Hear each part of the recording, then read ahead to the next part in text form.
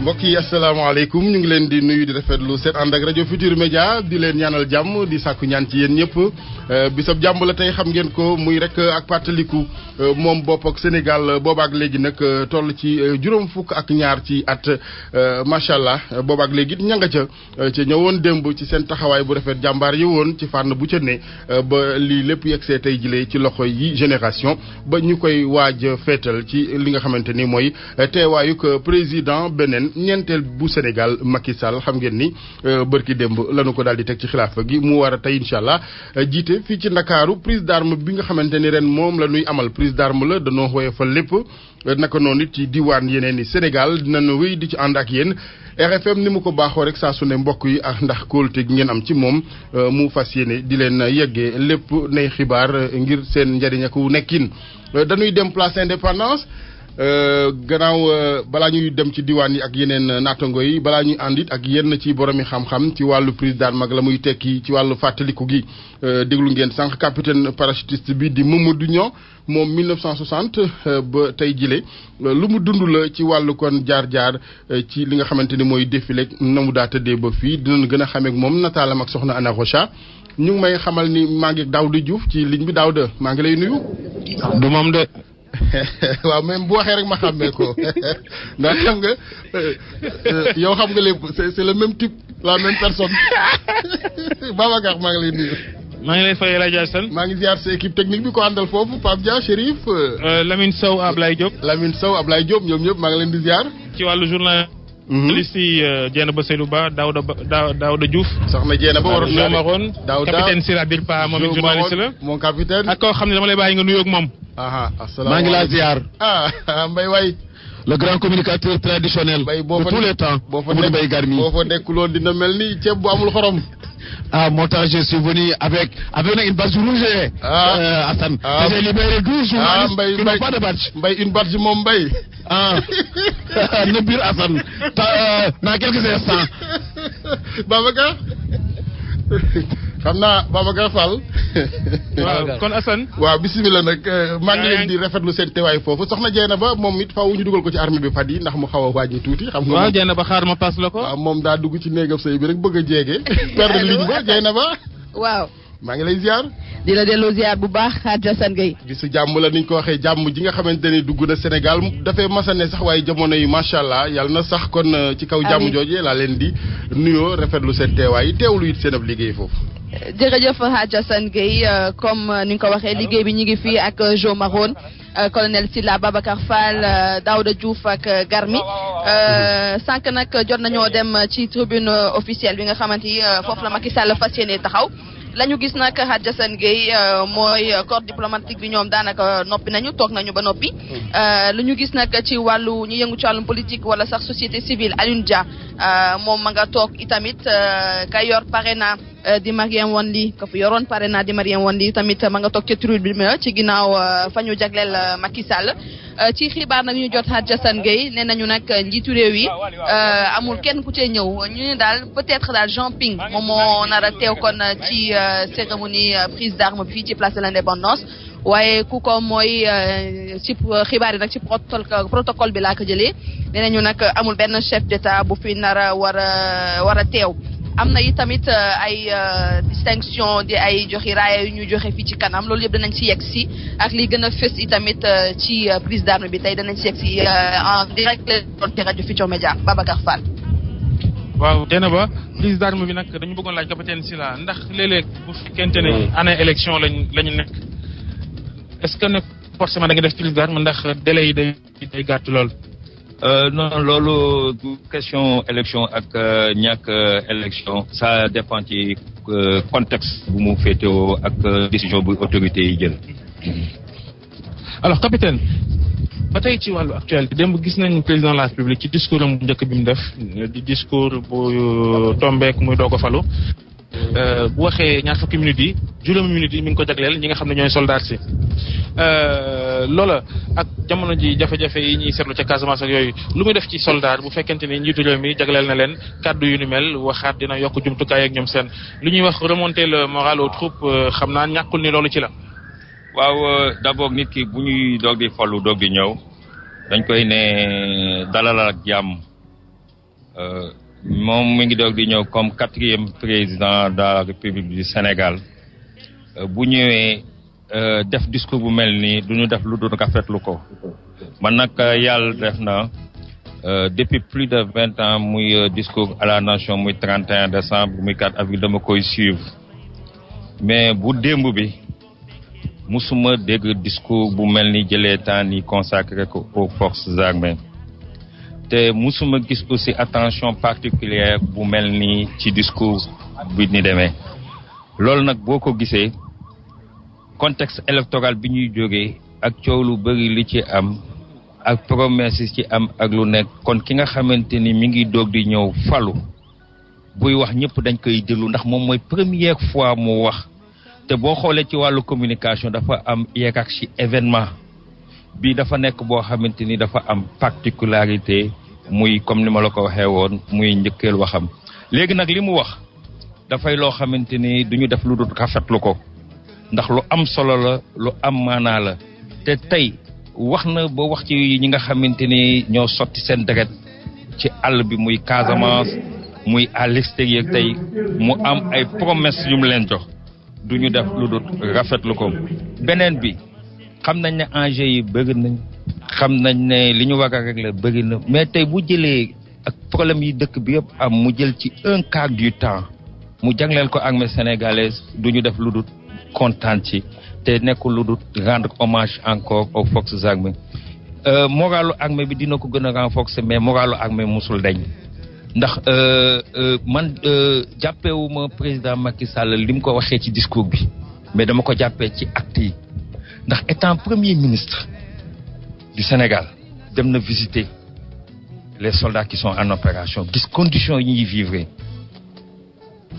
mu nekkat encore ci campagne mu dem mu gis ni ñuy vivre mu xam ne ñi nga xamante ni ñoom ñooy veiller sur l'équilibre des institutions sur l'intégrité du territoire ñi nga xamante dem nañ ba joxe même seen impôt de sang pour que vive la République du Sénégal tey bu ñëwee wax li donc damay ne nekk lu dul en droite ligne par rapport ak li mu wane woon rafetul nañ ko ñu ngi koy xaar ñu ngi koy dalal ak jàmm comme ni ko xawma mbokk séeréer mi di waxee jokkee njal am na beneen bi mooy waykat boobu laa coon lu muy wax encore Baye Ndiaye waaw Jo Maroon va nous aider. waaw Njoko Njalo de am na Njoko Njal am na aussi am na Njoko Njal am na aussi xaw naa ko fàtte kon Njoko Njal jàpp naa ko Njoko Njal mais Jo Maroon am na ay xibaar yoo ñu bëgg a jox xëy na ci waajtaay geek ndax défilé bi xam naa li des bëriwul président de la République ñàkkul ni mi ngi waajal moom it tegu ci yoon bi Jo foo toll ci xibaar yi. waaw c'est tout juste pour wax la ne rek fi mu ne nii xam nga léegi défilé bi commencé prise d'armes bi mais dañuy ñëwaat rek ci li nga xam ne mooy thème bi xam nga thème bi ren dafa am solo lool ndax boo ko seetee ñu ngi ko tuddee force de défense et de sécurité et coopération internationale. loolu nag ku ko wax sa xel dina dem ci yëngu-yëngu suñu armée bi ca bitim réew li nga xam ne foofu lay faral di intervenir lu muy faral di liggéey ak fépp foo xam ne dañ koy faral di woo foofu. l'arrivée du premier ministre. waaw premier ministre waaw. donc su ko defee monsieur Abdoul Mbaye. Abdoul Mbaye voilà donc kon le premier ministre moom mooy ñëw mon capitaine. capitaine bu ñu ñëwaat sur le thème. Qu'est-ce que le thème peut susciter comme réflexion comme importance par rapport au thème surtout waaw France d'abord. D'abord, il faut reconnaître au plan extérieur la disponibilité de l'armée sénégalaise et de son aptitude opérationnelle lui ont valu la confiance et l'estime de diverses instances internationales. Depuis 1960, les militaires sénégalais sont régulièrement sollicités par les Nations Unies et certaines organisations régionales et sous-régionales pour participer à des opérations de maintien de la paix ou de restauration de la paix, que ce soit en Afrique, au Moyen-Orient, au Proche-Orient, en Europe centrale, en Asie. Donc, si on parle aussi de cet engagement extérieur, on ne peut pas oublier également la guerre du Golfe en 1990. À côté des alliés, l'armée sénégalaise est restée fidèle à sa réputation et également en 1997 avec d'autres pays africains à la mission de surveillance des accords de Bangui. Dans le cadre régional également, le Sénégal a participé de 1992 à 1993 à une mission de maintien et de rétablissement de la paix au Libéria, mais également au sein de l'ECOMOG. La force de la communauté ouest-africaine avec pour la première fois de son histoire une force de 15 000 hommes. Et à titre indicatif, on peut mentionner que depuis 1960, le Sénégal a engagé plus de 40 000 hommes, soit l'effectif de l'ensemble de son personnel pour les opérations de rétablissement ou de maintien de la paix dans le monde. Sous l'autorité de son gouvernement, c'est-à-dire depuis 1960, on peut penser au président Léopold Sédar Senghor, passant par le président Abdou Diouf, le président Awad et jusqu'à présent avec l'arrivée du nouvel homme fort du pays, son excellence le président Macky Sall, l'armée sénégalaise participe activement à la mise en place d'un système de sécurité collective et de mécanismes de présentation des conflits en Afrique. Bon, en quelque sorte, voilà ce qu'on peut dire, mais aussi on peut dire que c'est une armée qui est fière de sa notoriété et qui peut s'enorgueillir d'autre part d'avoir piloté dans l'exercice Guy Maha une tentative dite RECAM. Qu'est-ce que ça veut dire RECAM? C'est le renforcement des capacités africaines pour le maintien de la paix. Il y a également un exercice multinational interarmes qui a regroupé en 1998 également des pays africains sous la bannière linguistique, sans bannière linguistique, européens et américains, et ça a mobilisé également des milliers d'hommes et d'importants moyens. D'autre part, l'armée participe à l'initiative africaine de réaction aux crises conduite sous la houlette des États-Unis d'Amérique. On peut également dire que ces Américains préparent des bataillons africains à l'exécution des missions de maintien d'opérations humanitaires de maintien de la paix, aussi bien au plan régional, international, sous l'égide soit de l'ONU et de l'ex-OUA, c'est-à-dire l'Union africaine actuelle. Le Sénégal a pour credo le dialogue et une vocation de paix universelle, sous-tendue par la non-ingérence dans des affaires intérieures des autres États. Le Sénégal a déjà fait ses preuves et dans un passé récent a été le 7e contributeur mondial des troupes. C'est une armée qui a été moulée sur des opérations de maintien de paix, mais également de rétablissement de l'ordre. Je peux vous donner les illustrations les plus parfaites pour montrer la grandeur de notre armée, l'armée sénégalaise. Il fait partie des rares pays qui sont partis dans d'autres pays et rétablir l'ordre constitutionnel. Les illustrations les plus parfaites sont par exemple la Guinée-Bissau, également la Gambie avec le fameux coup d'État de Samba Kokoy Sagna. Le Sénégal entend cependant, si nécessaire, défendre sa souveraineté internationale, la liberté et le droit de son peuple contre toute agression d'où qu'elle vienne. C'est la raison d'être de la principale mission qui est permanente des forces armées. Mission noble, je dis bien une mission noble et exaltante, qui assure la sécurité grâce au développement économique et social de notre nation. Cette mission continue à être exécutée depuis 1960 dans la discipline stricte et le dévouement total pour une armée républicaine. Pour revenir sur le thème de cette année, sera illustré par les drapeaux des différents pays où le Sénégal a des attachés militaires, navals et aériens. Oui, c'est Mamadou Seck, voilà. Président de l'Assemblée nationale, mo yexinona. Voilà, donc merci à Babacar Fall. Mon capitaine, je rappelle que El Hadj Assane, donc le capitaine Silla, il fait partie de ceux qui nous ont formés à l'ENSOA de Kaolack en tant que journaliste. Et il était lieutenant à l'époque, maintenant aujourd'hui il est le capitaine. C'est donc nous le remercions vraiment pour ce qu'il a fait pour nous. Voilà, il est en même temps aussi journaliste aussi, mon capitaine. Voilà, mon capitaine, par rapport donc à l'intervention de l'armée sénégalaise à l'étranger, on pourra revenir un peu en wolof. Dafa am solo ndax ñi ñuy déglu dafa bari aussi. Ñu ñëwaat rek ci yëngu-yëngu armée sénégalaise gis nañ ne fu nekk dañ koy faral di ko woo te rafetu nañu yëngu-yëngu bu muy def capitaine nan la ñu mën a wax ci loolu. waaw d'abord li ma waroon njëkkee sax te njëkkeewuma ko ci tubaab mooy d'abord prier sur la mémoire de nos hommes, de nos illustres disparus. Rendre hommage ñi nga xamante ni tey nekkuñu fi di leen ñaanal yàlla xare leen àjjana. Suñu papa yi nga xamante tamit ay anciens combattants lañ te tey fi armée bi àgg ñoom ñoo ko fa teg defe naa foofu laa waroon njëkkee ci tubaab te njëkkeewuma fa di ko jéggalu ndax ñi nga xamante ni dañoo wuutu dafa am solo ci armée bi moo tax toujours lu ñuy def ñoom la ñuy njëkk a rendre hommage ak suñu anciens combattants yi. fu mu ma dellu si waat bi Sénégal moomee boppam la commencé dem des missions à l'étranger mission ci bitim réew mais avant 1960 sax boo xoolee ci ñaari guerre mondiale yi Sénégal yàgg na envoyé ay nit ñuy dem di dox li nga xamante ni moom mooy jox doomu aadama ak yelleefam te comme ni ma la ko waxoon ci 1960 ba léegi Nations Unies dafa mës a solliciter Sénégal et si sollicitation boobu aussi am na organisation li ñuy wax ay organisation régionale ak sous-régionale mbokk na ci loo xamante ni Sénégal participé na ci bokk na ci mission bi nga xamante ni moom mooy defar li ñuy wax maintien de la paix ou bien restauration paix. Sénégal taxaw na fa ñi nga xamante ni fa la ñuy wax Proche ak Moyen-Orient. Sénégal taxaw na dëkk yu bëri yi am fitna ñu ngi ko commencé ci Congo belge bi nga xamante ni Afrique ñu ngi doog di commencé yenn dëkk yi commencé di am seen indépendance.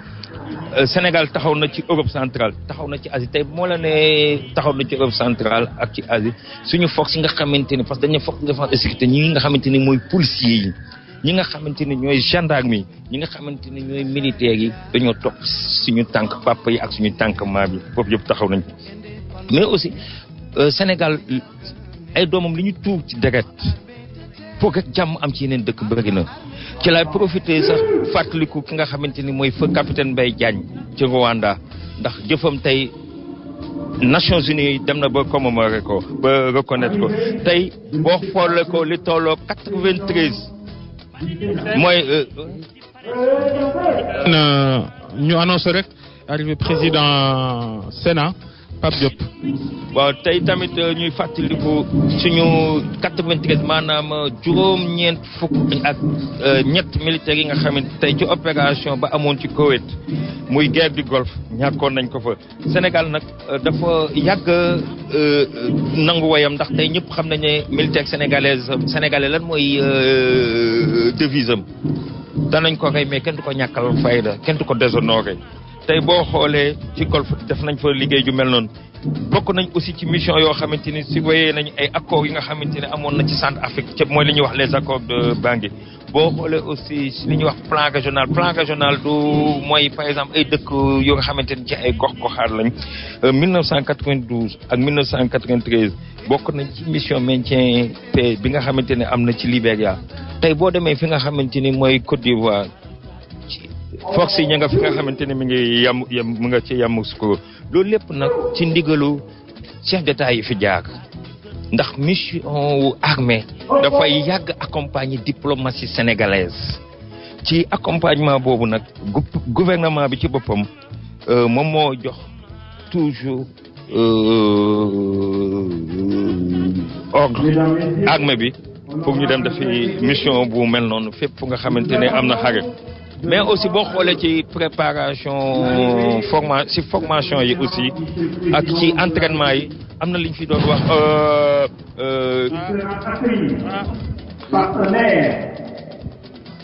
en tout cas Assane benn bal tàkk na. mooy capitaine expliqué ñu. coup de canon boobu.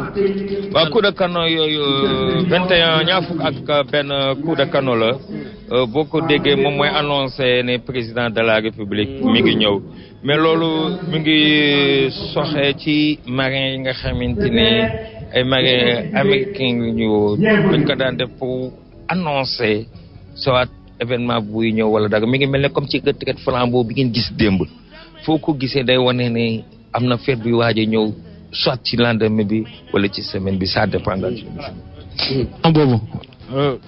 waaw ci coup de canon boobu Mbaye Garmi.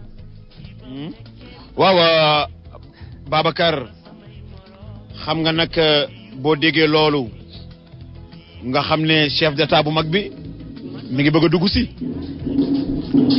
addina nag noonu la kii di waaj a ñëw mooy président Macky Sall xam nga sànq wax nañ ne annoncé nañu ne président Sénégal ñëw na annoncé nañu ne président assemblée nationale ñëw na léegi bi nga déggee bal boobu tàkk ci nga wax ne dans quelques instants ci ngay gis nag la président Macky Sall nag mooy dugg si. loolu nag mu nekk loo xam ni ñaar fukk ak benn symbole la. te canon yi jeexagul ndax 21 coups de canon la tey rek la ñuy dee. ñaar fukk ak benn. déedéet canon yi jëmul ci ñun dafa am rek lu muy wane Babacar canon yi raaye la boo xam ne lée tey wane daal dëgg-dëgg am na koo xam ne kii tey mu ko rek ñoo ngi place de l'Indépendance mu nekk le tombé président boo xam ne dans ci kanam tuuti dañ la faram fàcceel nag képp koo xam ne kii jaar na fi di wax ne daal tey jii daal mooy bés bi nga xam ne ci la nu moomee sunu bopp ñu di ko honoré loolu nag nekk na lu rëy rëy Babacar Fall. jërëjëf El Hadj Assane. waaw Babacar. deuxième coup de canon mu def 19. waaw xanaa rek ni ko Hadj Modou Mbaye Garmi waxee gannaaw bu ma gërëmee capitaine Sylla ci àndam ak RFM waaye leeral yu am solo yooyu yëpp. rafetlu nag li nga xamante ni mooy nin ci fësalee ci xew ak tey gi takk der yi dama ko mas di wax ci alkaati yeeg ñeneen donte nag ni nga xamante ne noonu la diggante bi demee léeg-léeg askan wi loolee xam naa ko wax lii wax la ca des bu ñu leen sargalee ci seen taxawaay ndax tey boo toogee sa kër di naan sa ataaya tranquillement parce que daa am karange parce que dafa am sécurité l'armée bi bu fekkee ni yaa ngi tëdd nelaw ba yandoor ca kenn du juux sa dëkk pepp suuf du fa manqué ñoom it gàcce ngaalaama ñoom su jaan duggee ci koñ bi xam nga duñ ne woo leen Babacar Fall dañ naan ana sapeur ya wala kuy gaañeeg yooyu donc yooyu yëpp nit ki di jël ay risques yu ni mel ngir sa karange war nga ko delloo njukkal xam naa li ciy catli rek mooy léeg-léeg mbéj yeeg yu tàng yeeg yooyu ñuy def gars yi waaye loolu lépp dinañ ko jubbanti mais ñu ngi leen di sargal en tout cas ci bis bi di rafetlu cër bi nga xam ne yokk nañ ko jëmee ci ñoom discours du président de la république démb ci wàllu seen taxawaayu Casamance bitim réew loolu lépp ci wàllu alkaati ci mbedd mi tenue yu bees yeeg lu ñu leen defal daal du doy ñoom ñëpp takk deri Sénégal tous les militaires et paramilitaires. jërëjëf Adja Sane Diena ba foog naa am na ñoo seen ci tribune bi.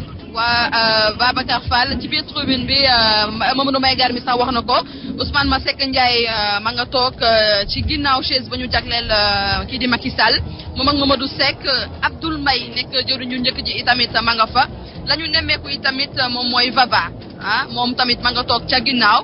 waaye sénateur la sénateur la voilà.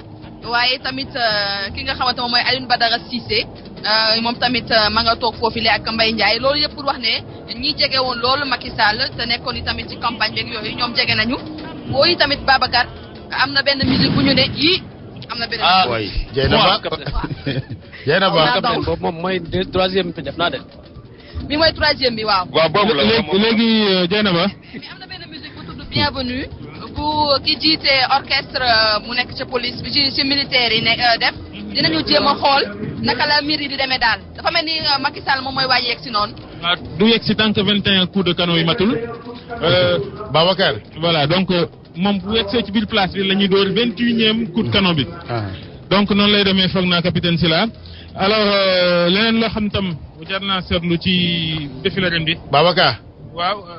Babacar Fall. waaw Assane. waaw xam naa ak ceeb lu gu ndaw la ak tooñaale sax bu ngeen toppee campagne beeg candidat yi di ngeen ko ne naan Macky Sall ak Abdoul Mbaye ak ca xam nga tey ji président de la République Macky Sall premier ministre. mais nag du ñàkk na xam nga lu tax. waaw leneen loo xam ne sax bëgg naa bu fekkente ni da ngay dalal ay historien foofa. nga laaj leen ba xam mës nañoo défilé. te gouvernement toogu fi. waaw d'accord premier ministre am na. ak ñeneen kilifa yi. waaye li nga xam ni mooy gouvernement. teewul amagul.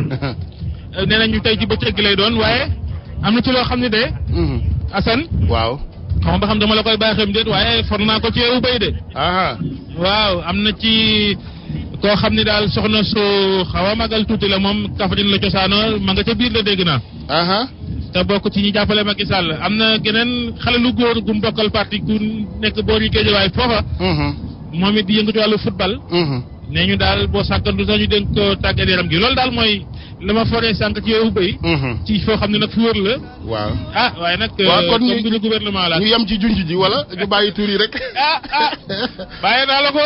Babacar boo ca tudd ca newu ca njabootam ne kuf ma gune gi moo nu catu. waaw Garmi.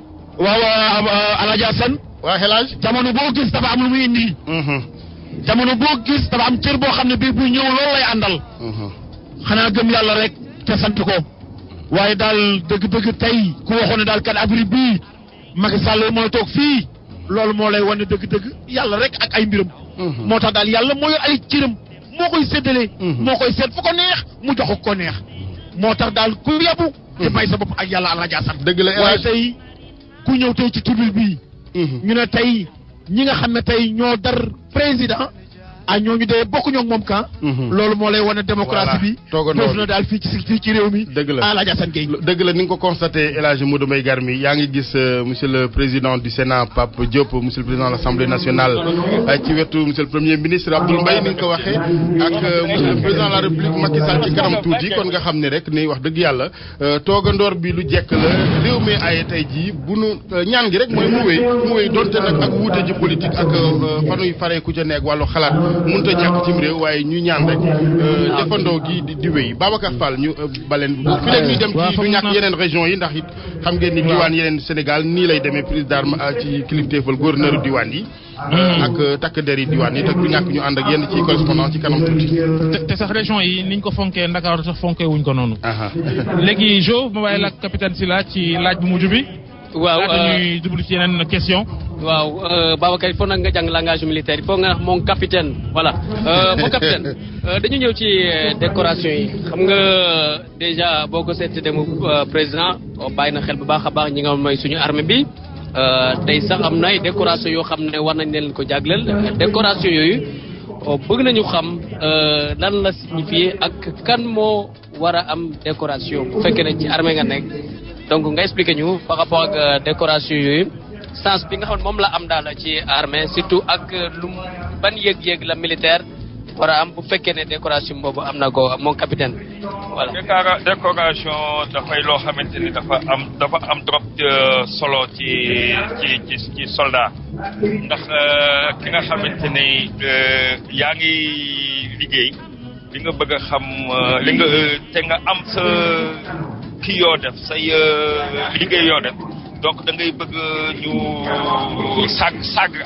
sàggal la léegi nag am na ci décoration yi dafa am ay niveau bi ci yëpp mën nañu wax mooy ordre national du Lion am na bu ñuy wax ordre national du Mérite am na bu ñuy wax médaille militaire am na bu ñuy wax croix de la valeur militaire mais du yooyu rek am na yeneen aussi yoo xamante ni am na ci biir boo xoolee ordre national du Lion dafa am aussi ay catégories am na lu ñuy wax grade chevalier am na lu ñuy wax grade officier am na bu ñuy wax commandeur am na bu ñuy wax grand officier ak grand croix de même que ordre de mérite yi boo bëggee tamit mën nañ ci jot a tànn ñu wax la bu ci nekk lu muy tekki. waaw boobu dafa am solo pour que askan wi xam ko bu nekk sens bu mu am mooy lan ak kan moo ko yelool kan moo ko war a am ndax soldat bi ñëw rek def nekk premier soldat deuxième classe wala daal capitaine wala sous-officier wala lieutenant wala kan moo ko war a am daal.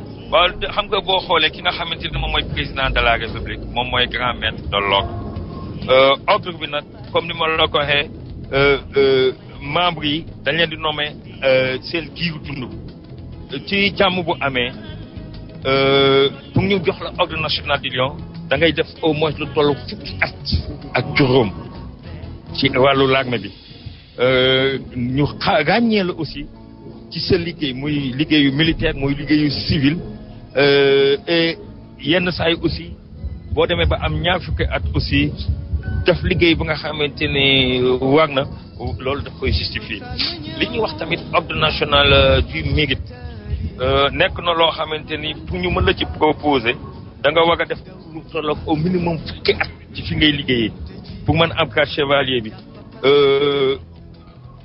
pour nga mën a am bu officier bi nag moom mooy fukki at ak juróom bi nga xamante ni nag moom mooy commandeur bi boobu moom il faut nga am minimum ñaar fukki at dignité grand commandeur moom il faut nga am lu tolloog ñaar fukki at ak juróom mais boo amee 30 ans nag mën nga am 30 ans ci liggéey boobu muy supérieur militaire mën nga am lu ñuy wax grand croix waaw moom daal daal ko mën a tënkali daal ci wolof. am na nag lu ñuy wax médaille militaire mooy da ngay am au minimum li ñuy wax fukki ak juróomu service nga am ci au moins benn témoignage du chef d'état-major général des armées ou au commandant de la gendarmerie ou bi nga xamante ni moom mooy ministre des forces armées def 14 ans de service am soit blessure de guerre wala citation ou nga contracté service commandé 12 ans ou nga am ñaari blessure de guerre ou contracté service commandé soit fukki at ak ñetti citation de blessure de guerre ou contracté boobu moom moo lay jox li nga xamante ni moom la ñuy wax médaille militaire mais ci biir loolu tamit am na lu ñuy wax croix de la valeur militaire ordre boobu c'est l'ordre des forces armées benn palme la bu ñu joxe palme bi merveille la day nekk en forme de branche et ordre boobu forces armées gendarmerie moom moo koy joxe et à l'ordre du corps avec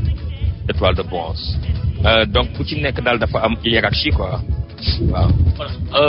El Hadj Mbaye Garmi xam nga loolu am na solo suñu militaires yi xam nga mérité nañu lu bare dégg nga décoration yooyu mu capitaine wax léegi. waaw am na solo. xam nga Jo Maroon l'ordre national du Lion yombul am de wax na la ko léegi balaa nga koo am il faut nga yàgg ci armée bi lool lii di nga ci def 15 ans lii nga def ci 20 ans waaye balaa nga koo am di nga xam ni dëgg-dëgg liggéey rek moo la war loolu nag moo war ku nekk moo war sénégalais bu nekk liggéey mooy tax réew jëm ca kanam liggéey mooy tax nga am dignité liggéey mooy tax nu fonk la kon daal dëgg-dëgg képp koo xam ne kii sénégalais nga te nekk ci réew mi war nga bàyyi xel ci liggéey ndax liggéey nag yemul ak dara. Alaaji Garmi sa dignité waaw. Hadj Garmi waaw ni nga ko waxee sànq le chef de l'état soreetu leen de romb na ci corniche bi. romb na corniche bi. romb na fii ci suufu RFM bi. ak Alaaji Assane ndax naa def loolu ak gars yi duñ ko daree. Alaaji Assane. yàgg na faa romb de. waaye romb bii mu fi romb. wute na ak romb yi fi daan romb. Alaaji Assane Gueye romb fukki junni mataar dara la. ah dëgg-dëgg nag tey jii la ma sa am loolu nag. loolu moo lay wan ne daal tey nag mooy le chef d'état du peuple El Hadj Assane Gueye. ni ko wolof di waxee lu jot yomb ci fànn wu ci ne nag. Babacar. waaw Babacar xam nga moom capitaine am na mën nañu ko laaj rek ndax am na ci décoration yi doon lim léegi. waaw mais dama bëggoon xam ba xam ne Assane li mu wax sax xam naa mi ngi bëgg a firndewu ndax gars yi ngi enchaîné li nga xam ni moom mooy coup de canon yi mandargaal ñëw ak président de la République Jo Maroon. voilà moom capitaine décoration yi ñuy doon wax léegi yow gis nañu ne fi mu ne nii li nga sol moom kii na ne rafet na lool ndax mën nga ñu wax décoration yi yan la moom. waaw bu dee di sànni xeek ma leen daa sànni xeek mais décoration yi maa ngi sant yàlla encore di julli ci yoon bi yàlla def na am naa ci ndax li ñuy wax médaille de blessé de guerre am naa ko am na lu ñuy wax médaille Nations Unies yàlla sutural na ma ko et ren aussi décoré ma ci chevalier de l'ordre national du Lion maa ngi ci sant yàlla donc man am naa ci te démb li président wax comme ni ngeen ko waxee nekk na loo xamante ne man tamit xaw na ma touché ndax yàlla def na am naa chance sotti sama deret man tamit pour sama réew et avec fierté.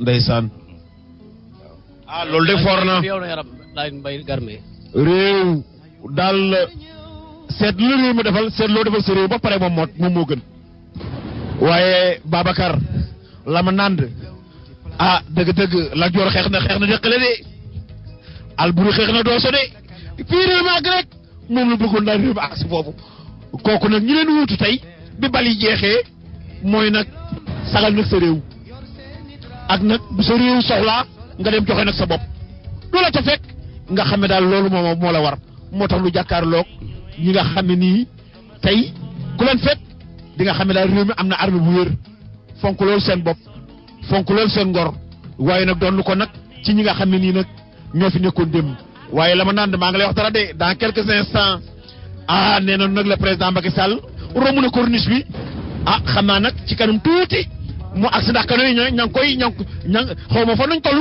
waaye kano yi daal ñu ngi dara rek la ma naan. waaw Garmi affaire yi soreetul. Babacar ci lu waaw Garmi dañ doon yeggale rek réflexion sànq ci wàllu defal sa réew taxawaay bu ci ne ba ci capitaine si la tuur sa deret ndax sa réew waaye dafay baax sa réew delloo la ko mérite gi maanaam ñu fexe ba léegi réew mi ñu gën di fay mérite gi que leneen li. waaw lu ci am solo la.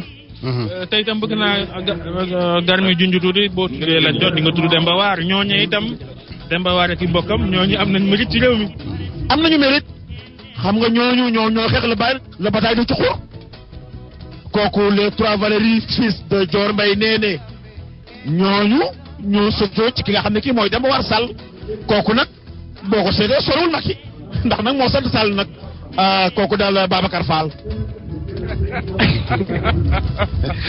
jaajëf El Hadj Mbaye Garmi Babacar def naa le président de la République yegg si na daanaka retul place de l'indépendance Assane Sa dama ni woon xëy na ci wàllu perspective yi défilé bi est-ce que duñ ko defee place de l'indépendance chaque année ndax mooy place de l'indépendance d'abord ensuite yem na neex na gérer tout ça mais xam naa itam dëkk boulevard du Général de Gaulle duñu bëgg ñu fa xotti ko seeni loxo.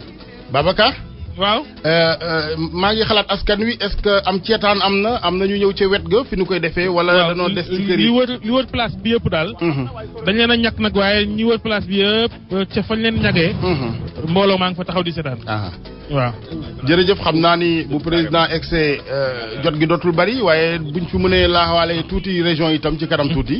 waaw fi léegi may jot kenn Babacar mën nga continuer ak say gan. non damay ragal ni sax boo demee ci région yi xaw a. waaw ayca ñëw président de la République. ndax maa ngi dégg sirène yi yuuxu. te itam li nga xam ni moom mooy indépendance su ren gii liñ ci seetlu mooy capitaine Sylla. ñëw na président bi président ñee ñu seen. mi ngi jaar ci avenue Georges Pompidou ex William Ponty di dugg si place de l'indépendance Assane bii noonu Dakar waaye xam naa foofu nag xanaa xam nga ko. xam naa rond-point Sandaga jëm si place de l'indépendance. sëñ Fall foofu nag xam naa ko. waaw très bien. quand même pencum Aly Nguer ak yooyu laa gën a mii nag promenade des Thiessois ak jàmm gën. donc président de la République cortège bi dugg si nañ ci biir place de l'indépendance ak motard yi nga xam ni waa garde présidentielle di garde rouge yi di ñoo xam ne ci gendarmerie lañ bokk mais capitaine ñoom tax ñuy sol lu rouge.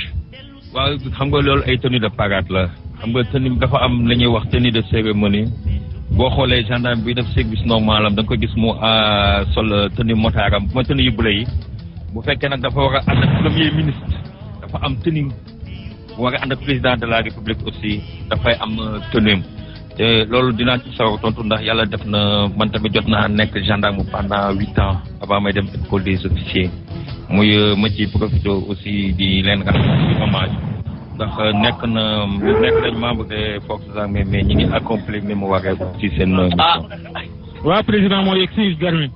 am na lu bëgg a xew de Babacar maa ngi lay wax ni dëgg-dëgg gaa yi nooyee sunu ñoom ñëpp ku ci nekk yaa ngi aj say loxo drapeau yu taxaw drapeau national baa ngi noonu ndeysaan ngelaw laa ngi koy fel waaye du dem loolu moo lay wane daal am na luy bëgg a xew. Babacar Fall Alaaji Asan bés bii nag ci la ñu moomoon suñu bopp bés bii ci la dogal wàccoon fii ci place bu mag bi nga xam ne nii mooy place Roté bés bii ci lañ daje woon ak moom ci place de l'Indépendance bés bii ci la ñu gàddoon dëgg-dëgg les pancartes ñu ne dëgg-dëgg loolu la ñu bëgg ñu ne ko indépendance rek la ñu bëgg Babacar defe naa ne dafa mel ne président ak Sénégal yegg si na ci place de l'Indépendance mi ngi noonu. jamono yi motaar yi kotaar yi tam jiitu nañ ko. Assane xam naa. wàcc na ci oto bi waaw ko. wàcc na ci oto bi ba premier ministre moo ñëw teeru ko monsieur le premier ministre Abdoul Mbaye ñu ànd ak le chef de l'État Macky Sall. voilà. kon mi ngi noonu. président de l'Assemblée nationale ak bu conseil économique social ak Sénat ñi ngi ci foofu itam. am na wota koo xam ni ci le président war a yéeg def moom it revue des troupes. ndax capitaine revue des troupes bi ak hymne national ban mooy jiitu. hymne national mooy jiitu lépp. très bien. soreetul sax hymne boobee. kon xam na mi ngi noonu. ñu déglu hymne bi. kon hymne bi commence na.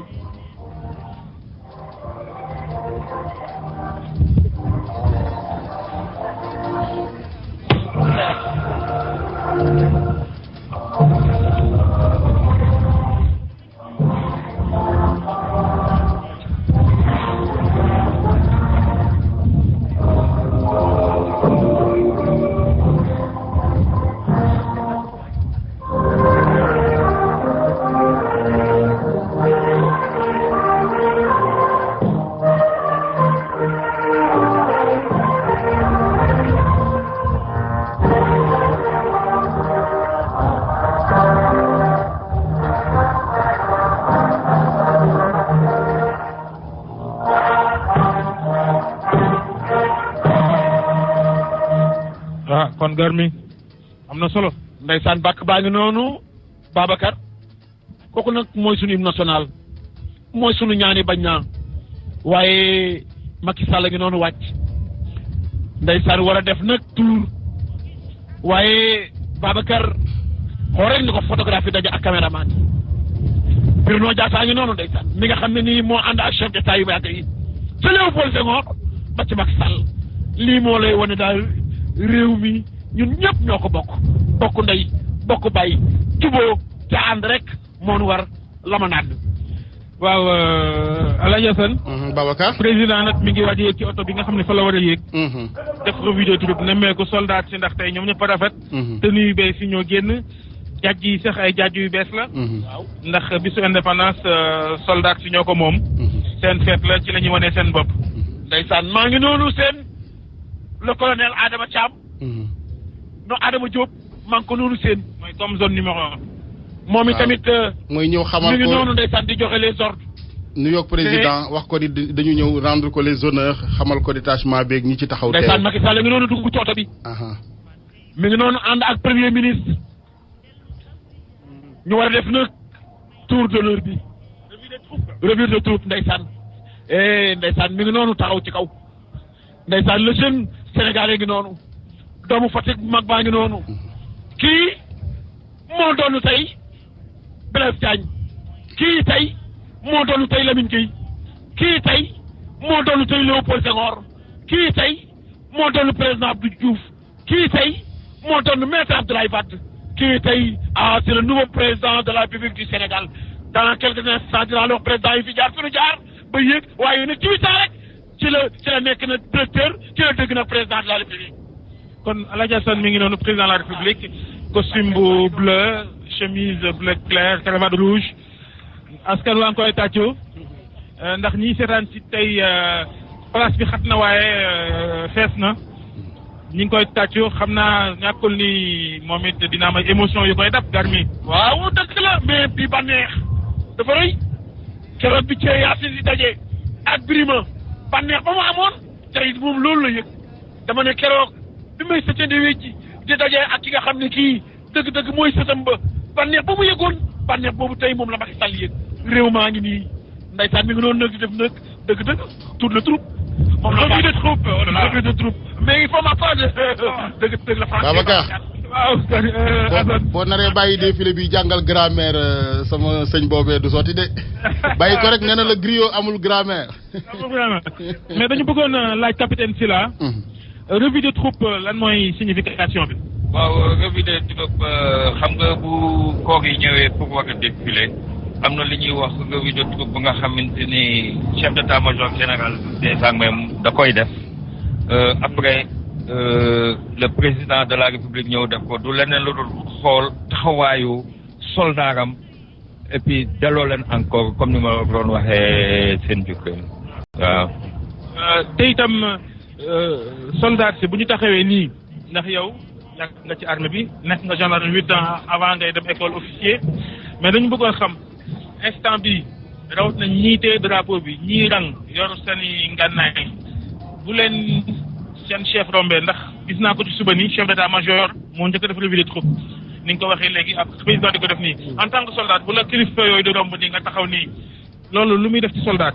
waaw xam nga kilifa buy romb dañ koy ormal dañ koy sàggal dañ ko war a jox gëddëm officier buy romb muy si sous lieutenant ba ci lieutenant bu amee tur bu taxaw da ko war a rendre les zones moom naa maanaam moom loolu la ñu wax ne présenter arme na kilifa gi jërëjëf capitaine Mouhamadou Nabi Sylla alors ki nga xam ni moom mooy président de la République Assane mi ngi wër place de l'Indépendance wër bi nag du yàgg ndax place bi ginnaaw dafa gàtt day wër ak ñëwaat bu ko defee nag yëf yi mën a tàmbale capitaine lan moo ciy topp bu président defee revue de troupe ba pare bu defee revue de troupe ba pare après dañuy daal di def nag li nga xamante ni moom mooy décoration yi décoration prise d'armes du bëri par rapport ak bu doon défilé grand format. waaw non du bokkul sax waaw léegi xam nga boo xoolee revue de troupe bi président bi bu nga ko seetloo xam nga bu ñëwee dafa njëkk a taxaw ci kanamu drapeau bi moom mooy tout lépp daal di rendre honneur au drapeau boo xoolee aussi daal di def benn genre revue ki nga xamante ni mooy escadron wu gendarmerie nationale bi nga xam ne ñoo amee garde gi loolu lépp nekk na loo xamante ni lu am solo la daal. waaw Jo. waaw xanaa di fàttali ne nag ren ñu war a défilé def naa moom capitaine war na takku lool. mais président ñëwaat na ci président ñëwaat na yegsi waat na. def na revue de troupe ba pare. foog naa Garmi li jëlee mooy joxe ay décoration ni ko capitaine waxee mais programme bi. capitaine ñu jël si ci parce que bu defee revue de troupe comme ni mu ko defee nii ba noppi. dinañ def décoration jox ay médailles soldats suñu ràññee ci seen liggéey bu ci noppee lu cay tegu. bu ci noppee après léegi nag ci la ñuy def troupe bi jàll défilé ci kanamam waaw. défilé bi corps yëpp corps militaire paramilitaire yëpp a ci bokk wala. ñoo corps militaire ak paramilitaire boo xoolee dañ ne force de défense et de sécurité. kon luñ ciy wàññi. tur bi défilé lañu wàññi wala civil yi lañ ci njëriñ. non civil yi kenn génnewu leen xam nga li parade militaire la nekk na les forces de gendarmerie de police eaux et forêts et gendarmerie donc forces de sécurité dans toutes ces composantes ñoom ñooy ñi nga xamante ni daal ñoom ñoo fi ñëw rek ku ci nekk def sa prestation avec un nombre réduit waaw. kon noonu lay demee Jo Maron. waaw capitaine waaw ma doon wax ne ci ñi war a défilé tey dafa war a takku ndax gis naa fi 1252 def naa ñu war a bokk ci défilé bi nii muy militaire ak paramilitaire gis nga loolu gis nga xam nga déjà li nga xam ne moom mooy gendarmerie yi dañ ko fi gis école de formation militaire yi autre formation yooyu yëpp mën nga ci ñëwaat aussi ñëw li nga xam ne mooy engagement. waa Jo Maroon waaw xam naa balaa ngaa jàll. maa ngi lay wax ni président wàcc na démarre na nag ci tribune bi moo ñëw nag personnalité yëpp jóg taxaw loolu nag mu nekk loo xam ne lii moo xew tey ci bés bile léegi nag dans quelques instants sunu soppi bi wax na ko léegi ci la ñuy joxe nag médaille yi ku ci nañu toppale médaille bi nga mérité xam naa daal dalagul Alaaji Asan de dalagul tamit Alaaji Daawuda. waaw médaille boobu sax El Hadj Mbaye ngay bay gar bi war nga ci mën a am. ci lu wér ci lu wér ordre national de mérite. loolu nag dëgg bay il faut que yooyu am ci. El Hadj waaw xam naa bu boobaa ba mbokk yi dar laak soppe yeeg goro yi. ba nga daamine. laay Alaaji Asan boo ma xoolee tey daanu. est-ce que noonu la xewu jàmm ni demee. waaw xewu jàmm moo tax jàmm rek moo baax. Alaaji Asan mais Babacar est-ce que madame la première dame mu ngi fi wala. waaw kooku nag. dafa mel ni seenuñ ko ci tribune yi de. seenuloo ko. waaw comme ni ko Babacar waxee. mais xam nga ne yaa gën a am visibilité. ab laaj la woon rek ci kanam tuuti du ñàkk ñu gindiku ci.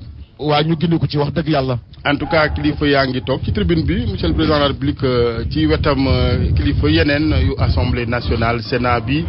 ak présidence de la République janoo nag ak takk der yi nga xamante ne tey moom macha allah ci tenue yi ni ko capitaine si laa waxee. taaru lool waaw mais Alaaji Asan ñoom ñu toog miinante la ñu de. loolu moom yàlla dogal na ko. donte le tey kaa yi bokkul. ni ñu bokkee réew mi ni la ñu miinantee ni ñu bokkee réew mi ni la ñu xaritoo ni ñu bokkee réew mi ni la ñu ànd bu yàgg yàgg. waaye loolu daloon na nag ki nga xam ne Léopold Senghor ak ki nga xam ne kii mooy Alaaji Lamine Gueye ko jëli woon. waaye chef d'état nag ki ko njëkk a dégg mooy Léopold Senghor. waaye bi nu tàggali ko nag da koo dégg assemblée générale bi assemblée nationale bi. loolu moo lay wax ne réew mi yàgg na noo ànd waaye ambition yi mën na bañ a bokk Alaaji Asan Gueye. dëgg la waaye faw pencoo gi am. waaw moom kat gis naa ne léegi bi. loolu nag lu am solo la. Jo Maroon gis naa troupe yi am na ñoo ngi delluwaat ci ginnaaw ñoo ngi dem troupe fi ñuy dem. waaw dañuy dem pour ñëwaat mën a nag défilé xam nga boo xoolee dañuy ci kaw tribune bi léegi nag il faut ñu jëlaat am benn distance boo xamante ni bu ñu ñëwee ci la ñuy mën a defee seen défilé. Toujours donc pour rester sur le thème, mon capitaine, par rapport donc à l'engagement qui est pris par l'armée, est-ce qu'on peut revenir sur cet engagement? Qu'est-ce que l'armée fait exactement? Bon, si vous voyez bien l'engagement dans les théâtres extérieurs, comme je vous l'avais dit en amont, ça date de 1960. Et les illustrations les plus parfaites sont l'engagement du Sénégal au temps de la fédération même du Mali, avec le Sénégal qui avait envoyé à l'époque son contingent en République démocratique du Congo, qui était Congo-Belge à l'époque. Après, il y aura aussi des engagements au Libéria, où le désengagement définitif a eu lieu le 11 août 2008, mais bien avant les Sénégalais étaient au Libéria. Il y a l'engagement également au Soudan, à Guinée, à Umbaro, à Al-Fashir, à Djenenia et à Khartoum. Les Sénégalais se retrouvent également en République de Côte d'Ivoire, où le contingent est basé à Yamoussoukro depuis le 28 janvier 2010. Il y a aussi la MINUCAD, c'est-à-dire le Tchad, où il y a un commandant de force et son cabinet, plus de son état-major. Les forces ont l'habitude de s'engager depuis 1960 et c'est un contingent de la Fédération du Mali, comme je vous l'avais dit, fort de 600 hommes qui a été déployé depuis novembre 1960. À ce jour même, on peut dire qu'il y a plus de 40 000 gambas qui ont effectué ces missions des opérations de paix, soit comme observateurs militaires, soit dans le cadre des contingents. Et tout à l'heure, vous m'aviez demandé sur les offres de formation. Nos officiers sont formés dans différentes écoles à travers le monde. Mais aussi, comme je vous l'avais dit, c'est win-win, c'est-à-dire gagnant-gagnant. On envoie à l'extérieur, mais aussi on en forme chez nous. Parmi les pays qui ont eu encadré nos premiers officiers, il y a l'école navale de Brest, il y a Saint-Cyr, il y a West Point aux États-Unis, il y a Indianapolis. Pour l'armée de Tegana au Maroc, l'armée de l'air même au Maroc, la marine nationale Grèce et oui. waaw capitaine dañ bëggoon xam ñi ñuy décoré nii nu ñu leen di tànnee xam nañ ko ne nga seen mérite ak yooyu yëpp ak lan nga war a remplir comme critère pour def ko mais ci tànn ki leen di décoré parce que gis nañ ni ñii premier ministre moo leen décoré ñii président de la République ñii semga bi moo koy def loolu nuñ koy organiser. loolu xam nga dafa nekk loo xamante ni affaire bu protocole la protocole bi moom mooy tànn quelques échantillons ne ñii la ñuy décorer président son excellence monsieur le président de la République ñii premier ministre ñii chef d'état-major et autres mais les ordres nationaux du Lion sont donnés par monsieur le président de la République. léegi médailles yi bokkul ak grade. non médaille yi bokkul dara ak grade. bu weesoo tappa gi ñu la koy tappal lu mu yokk ci dundinu soldat bi. waaw xam nga ñun du dundin bi moom moo am solo man damay am habitude di ko wax en français un homme sans fierté un homme sans dignité c'est comme un oiseau sans plume nit ñi dañuy jiital xaalis bu fekkee xaalis dëgg moo la tax a ñëw bul dem ak may nit da nga war a am dignité li ñu maam yi joxoon da nga war a am fierté sooy servir armée bul xool ne xaalis moom a tax a jóg bul fekkoon loolu la ñun ñu ci bëri université la ñu nekk jàng nañ ba fi ñu kawe tey yàlla dimbal nañu par exemple boo xoolee ñi nga xamante ni dañuy jàng 7 ans après le bac ou 8 ans muy lu mel ne médecin yi ñëw toog mënoon nañu ubbi seen i clinique ubbi seen leneen ak leneen am ko ñi nga xamante ni tamit dañu nekk ay ingénieur toog ci armée bi di fayeku armée bi c'est parce que bëgg la armée bu fekkee xaalis moo la tax a jóg jagul ngay ñëw xam nga la moo tax jagul ngay ñëw même bu fekkee da nga fay fekk xaalis jiital la liggéey du la jiital il faut savoir servir dans l'honneur dans la dignité et être au service exclusif de sa nation xam nga tey man damay wax ak yow mun naa ñàkk lépp xam nga ba mu des la sama fierté kenn laa ko dut may muule nañ ma ci foog me nañ ma ci te yàlla dimbaleen ma tey ba def may toog tey di ko nettali mais keroog bi may tappal sama médaille de blessé de guerre àndul xaalis mais tey ñëpp laa muy civil muy militaire ñëpp laay xool ci bët ak ci bët donc dignité boobu moom moo ci am solo ressentiment boobu fierté d'avoir contribué à la défense de l'intégrité de son territoire à l'image de marque de son pays au péril même de sa vie loolu moom moo am solo ñu ngi mel ne aussi ouvrier bi nga xamante ni mi ngi liggéey parce que man duma ko yemale rek ci armée ñëpp lañu war a décorer ku nga xamante ni mi ngi liggéey ci n'importe quel service te mu koy def avec dévouement di ko def avec fierté jiitalu ci alal bi xam nga pour lan la nañu ñaan yàlla sutura lu bëri lu barkelle moom moo ko gën donc nit ki da ngay am un idéal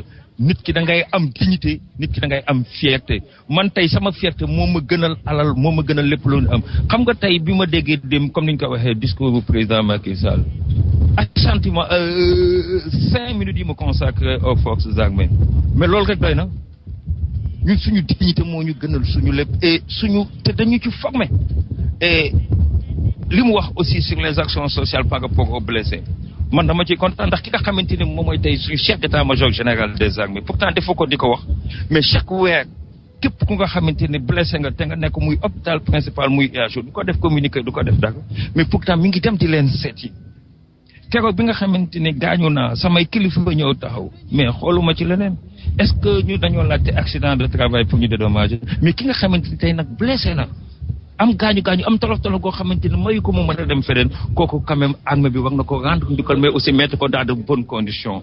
loolu Garmi. li ko xam na solo Garmi. sama yaram daw na lool ci tey ki nga xam ne tey moo ñu accompagné tey ci 4 avril xam na ne alal amul njariñ alal buñ ci ay sët loolu moo lay wan ne amul njariñ kenn du ko dugaale ci biir bàmmeel loo ci mën ci lu baax def ko.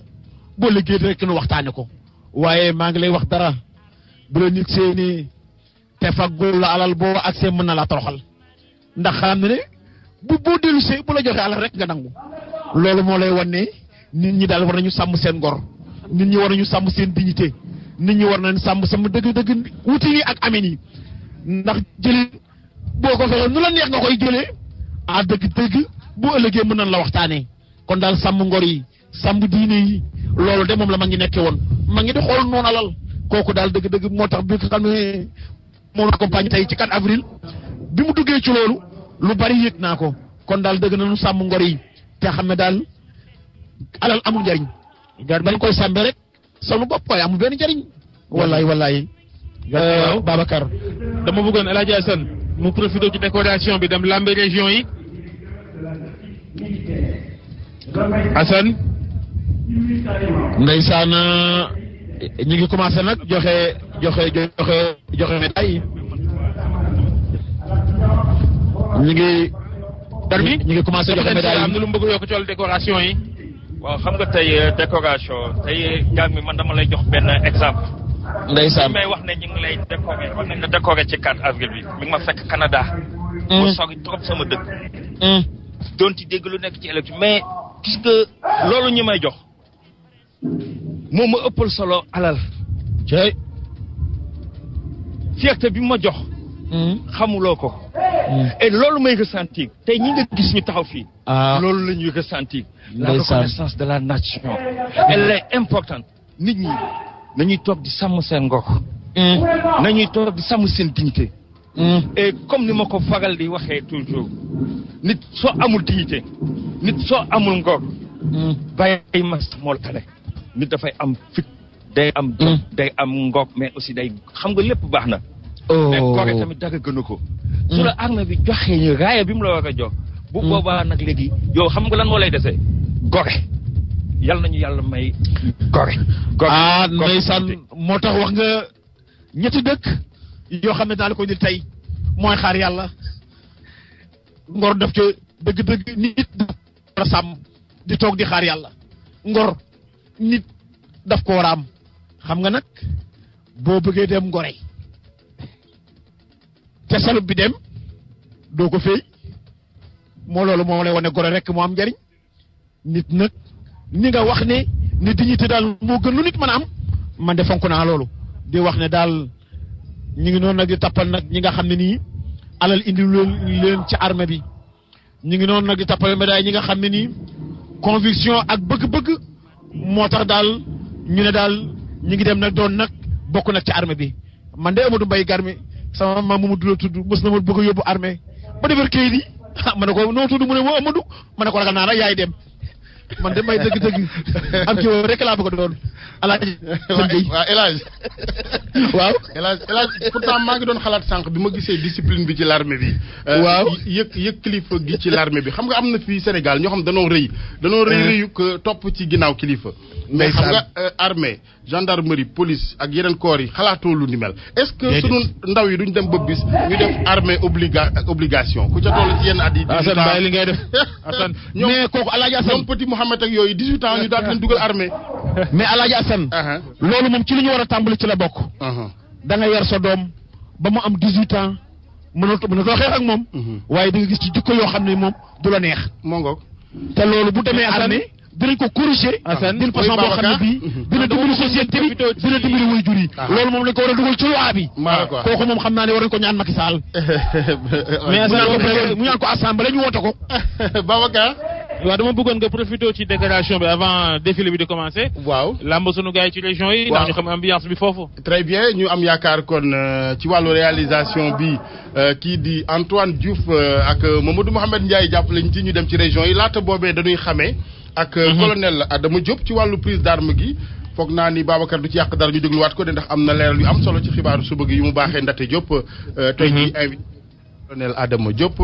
ñu daal di ko waaw bismillah. ayca. Adama Diop ñoo ngi lay nuyu.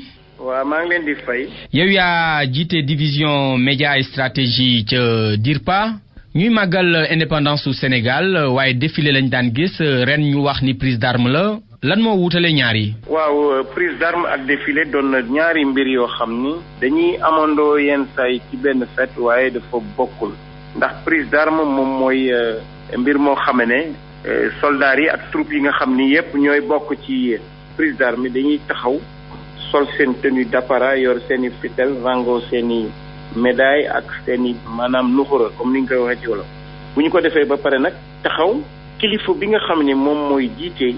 cérémonie bi mën na am mu nekk président de la république bu egsee day def li ñuy wax revue de maanaam day topp ñi bokk ci mbir mi yëpp nemmeeku leen xool leen nu ñu taxawee loolu mooy revue de troupe bi bu paree nag ba dem ba toog dañ ciy toftal lu ñuy wax remise décoration maanaam ay médailles yoo xam ni dañ koy jox doomi askan wi nga xam ni ñoo gën a ràññeeku ñu war leen a féliciter loolu mooy prise d'arme bon li ci topp mooy défilé mën nañ def prise d'armes te défilé bu am.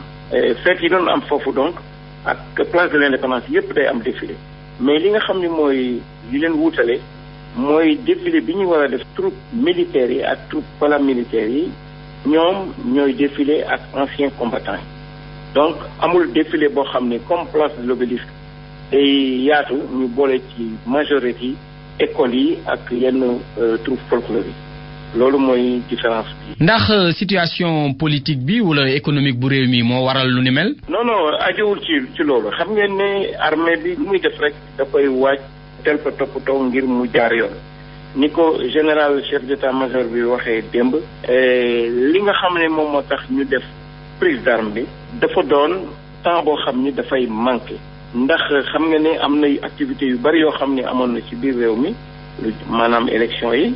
donc soldats yi bokkan nañ ci mais loolu tax na temps bi nga xamee ne moom la ñu soxla woon pour mën a def exactement préparation yi temps boobu amul woon loolu tax ci gàttal ñu def prise d'armes mu doon loo xam ne duñ jànkoonteeg benn jafe-jafe ci yéex a commencé di ma noonu loolu rek moo waral ñu def affaire prise d'armes mais du parce que dafa am beneen raison déedéet. ndax am na yeneen manifesté yu ci am. waaw loolu xam nga dañ ne 4 avril mais du commencer toujours 4 avril 3 avril bi maanaam bu ñu nee suba la dafay am lu ñuy wax retraite au flambeau. maanaam ay fii ci Ndakaaru par exemple dafa am ñetti circuit yoo xam dañ ko def. donc troupe militaire ak paramilitaires yi dañuy ànd ak population bi ànd ak troupe folklorique yi ak rollers yi ñu dox ci mbeddi Dakar yi yore ay torche taal ko. pour wane ne ñoom moom suñu bopp benn bi commencé sax buntu camp Dial Diop moom mooy dem ba buntu kër président Macky Sall mu taxaw foofu mu génn saafonteeg nit ñi xale yi continuer ba egg stade Iba Mar Diop loolu nag folklorique yi dañ ciy bokk ak askan wi yëpp. comme ni ñu ko daan defee at mu nekk ren aussi fête bi ci soowu état nation lañ koy teg. waaw ndax xam nga soldats yi ñoom ak jeunesse bi la ñuy wax ne feetu 4 avril ñoo ko moom. waaye askan wi yëpp la ñu wax. ndax ginnaaw ñun dañ fi nekkal askan wi. te askan wi war ñoo wóolu ci li ñuy def ak ni ñuy tàggate. donc yoon na bu fekkee sax ñun ñoo nekk ci biir fête bi.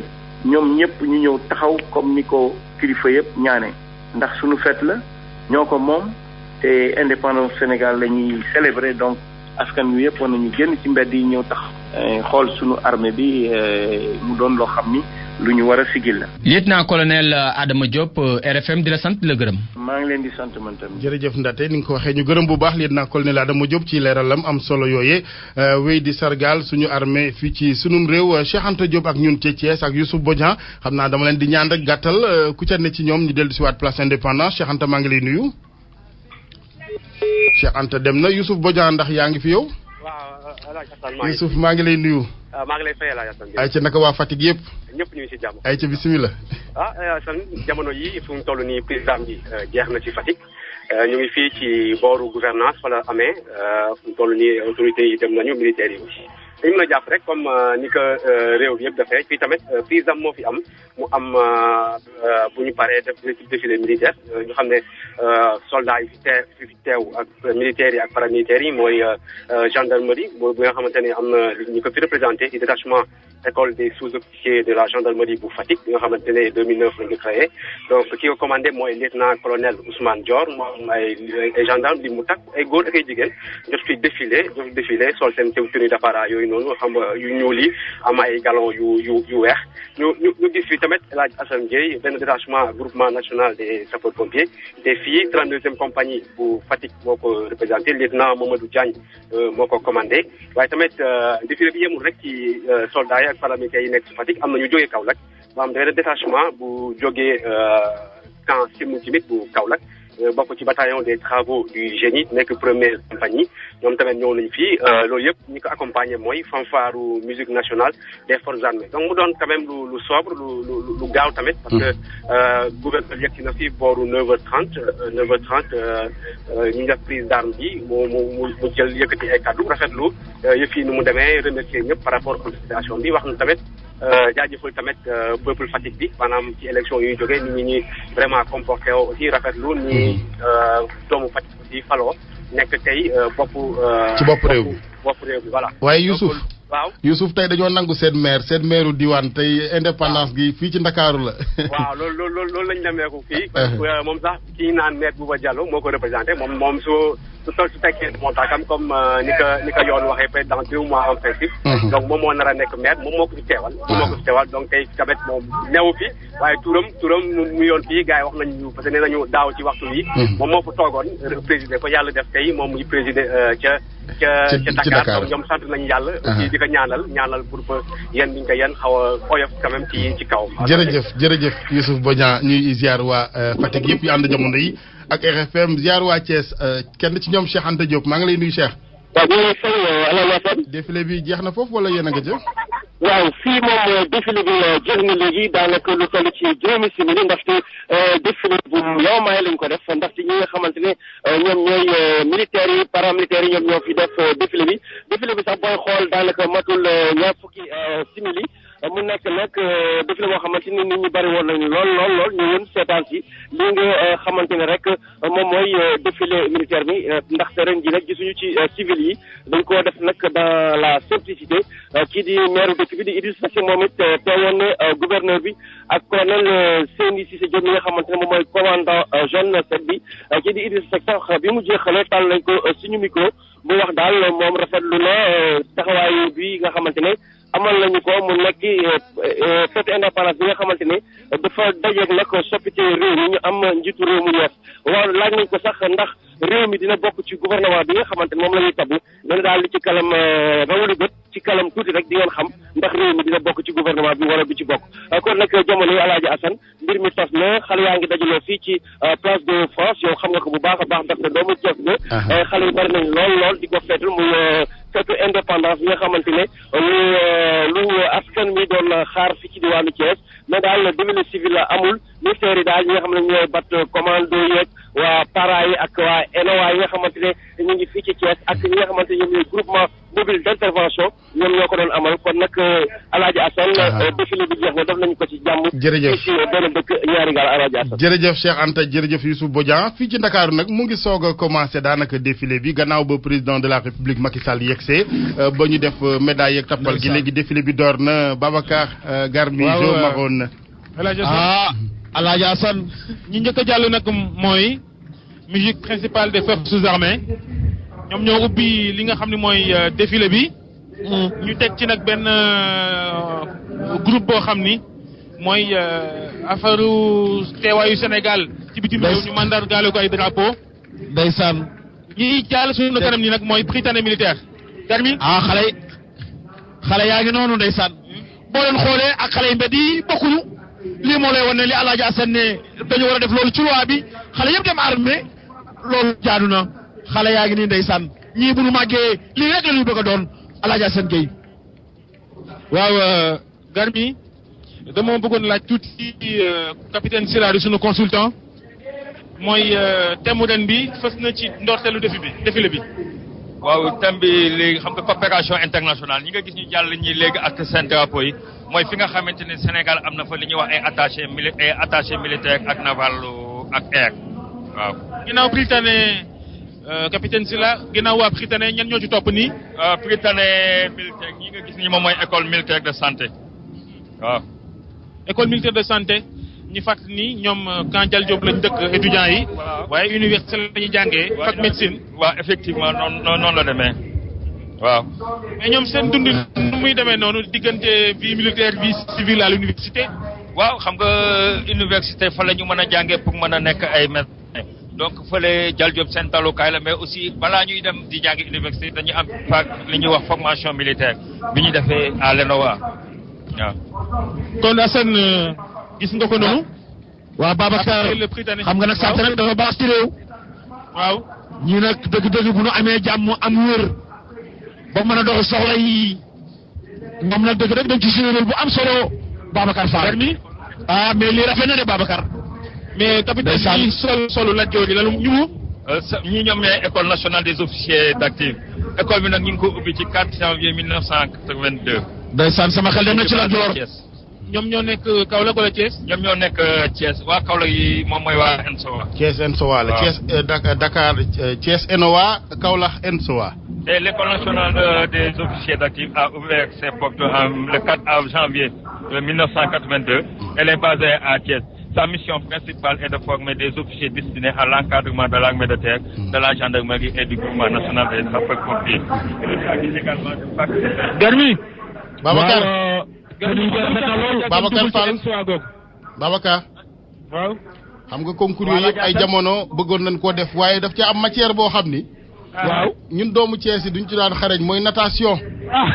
moo tax yooyu yëpp mënuñ ko dañoo mujj rek daal di def leneen. foog naa ne Kajoor amul géej. alaaja Garmi. waaw ndeysaan xanaa di wax ne rek lii yàgg na ci réew mi ñoo nekk nii. capitaine Sylla. wax naa leen ko sànq ne défilé baa ngi noonu ndey. implanté actuellement dans l'enceinte du général Mambo Damapal à Ouattara. Et la dernière année des structures de formation de la gendarmerie. Elle a ouvert ses portes le 1er octobre 2007. Elle comprend 2 cours. Le cours de formation et des cours d'application. C'est un fruit d'un partenariat entre le Sénégal et la France, ce qui en fait une école nationale à vocation régionale. La première, c'est un cours de formation entièrement financé par le Sénégal. Et la deuxième phase, c'est la phase de cours d'application. Alors, capitaine Sylla, gannaaw école gendarmerie ñi ñëw. C'est l'école nationale des sous-officiers d'actifs. Elle a pour vocation de former des sous-officiers d'actifs. Mon Kaolack, oui. Et c'est une école qui a formé pas mal de ressortissants de pays africains tels que le Burkina, Centrafrique, la Côte d'Ivoire, le Mali, etc. Elle a accueilli aussi en 2009 2 ressortissants de la Guinée équatoriale et un Bissau-Guinéen. En dehors de la formation des cadres militaires, elle dispense également la formation initiale du combattant au personnel des paramilitaires tels que la police, les eaux et forêts et les sécurités. Ça, c'est l'école de sous-officiers de la gendarmerie nationale. Ok, ba tey Garmi dama bëggoon nga wax tuuti ci teewaay soxna yi léegi ci biir armée bi. waaw xam nga nag Babacar lu góor daan bañ léegi jigéen daf koy bañ loolu moo lay wan ne parité am na solo ci réew. tey boo ñëwee ci armée bi boo séenee ñaar fukki góor lu mu gàtt gaa day gis fukki jigéen yoo xam ne ña nga ca wet ga loolu moo lay wan ne àddina bu dee dox ñëpp dañu war a ànd ak loolu nag di dox loolu nag mu nekk loo xam ne lii tey lu am solo jigéeni jàmbaar yaa ngi noonu nekk ci biir armée bi di bay tamit seen waar ci armée bi Babacar Fall. jërëjëf Garmi capitaine Sylla ba tey ñan ñooy romb sunu kanam nii. C'est toujours la gendarmerie, c'est un détachement de l'école de formation. Elle est héritière du centre d'instruction des auxiliaires de gendarmerie de l'Afrique occidentale française. Elle avait pour mission de former des auxiliaires initialement implantés à Ouakam. Elle est depuis basée à Kaolack. L'école a pour mission de fournir à la gendarmerie un personnel militaire de qualité, possédant une solide formation. Et là, on est en train d'assister à la parade d'une unité spéciale de la gendarmerie, les gardes rouges. C'est l'appellation quotidienne, mais c'est la légion de sécurité de la gendarmerie nationale. Mais pour nekk garde rouge, il y a un critère là. Non, mais c'est les gendarmes, c'est quelqu'un, mën nga nekk tey ci brigade, ñu jël la yóbbu la garde rouge, comme mën nga nekk. amul examen amul concours. Non, ñoom ñëpp benn la, ñoom ñëpp ay gendarme lañ. Mais ñii dañoo nekk légion sécurité, ñi nekk LGI, ñi nekk ci bureau yi, ñi nekk circulation bi, loolu la. ñan ñoo ci topp seen ginnaaw nii. waaw ñii toujours détachement wu gendarmerie nationale la. ñoom kon li ñu seetlu mooy gendarmerie tey dañu ñëw ak seen différentes tenues yi ah. waaw comme d'habitude défilé yëpp nii la ñuy ñëwee xam nga gendarmerie dafa am li ñuy wax gendarmerie mobile ak li ñuy wax gendarmerie territoriale donc yii yëpp ay firnde la daal yu ñuy wane fii. Garmi liggéeyu gendarmerie moom wax dëgg yàlla. waaw Babacar xam nga nag ñii ñoo yoru kaaraange réew mi ñii ñoo bëgg réew mi am jàmm ñii ñàkk leen ci réew wóorul.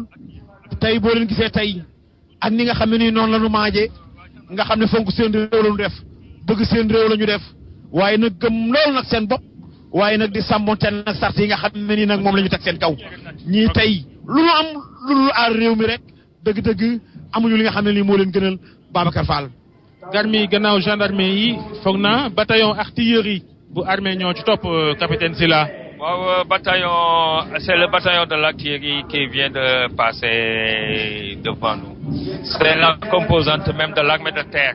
Actuellement, comme c'est une parade militaire, on a pris le bâton de l'artillerie qui est représenté. Ça, c'est la marine. Oui, c'est la marine nationale. ndeysaan ñooñu nag ñoom nga seen ñooy borom tenue yu weex yi. C'est un détachement de la marine. waaw ndeysaan marine a ngi noonu ndeysaan mooy borom tenue yu weex yi ñoom nag dafa symbole nag seen tenue dafa symbole lu rëy mooy jàmm rek ñu bëgg jàmm lañu ñooñu nag dëgg-dëgg ñooy jaar Babacar Fall.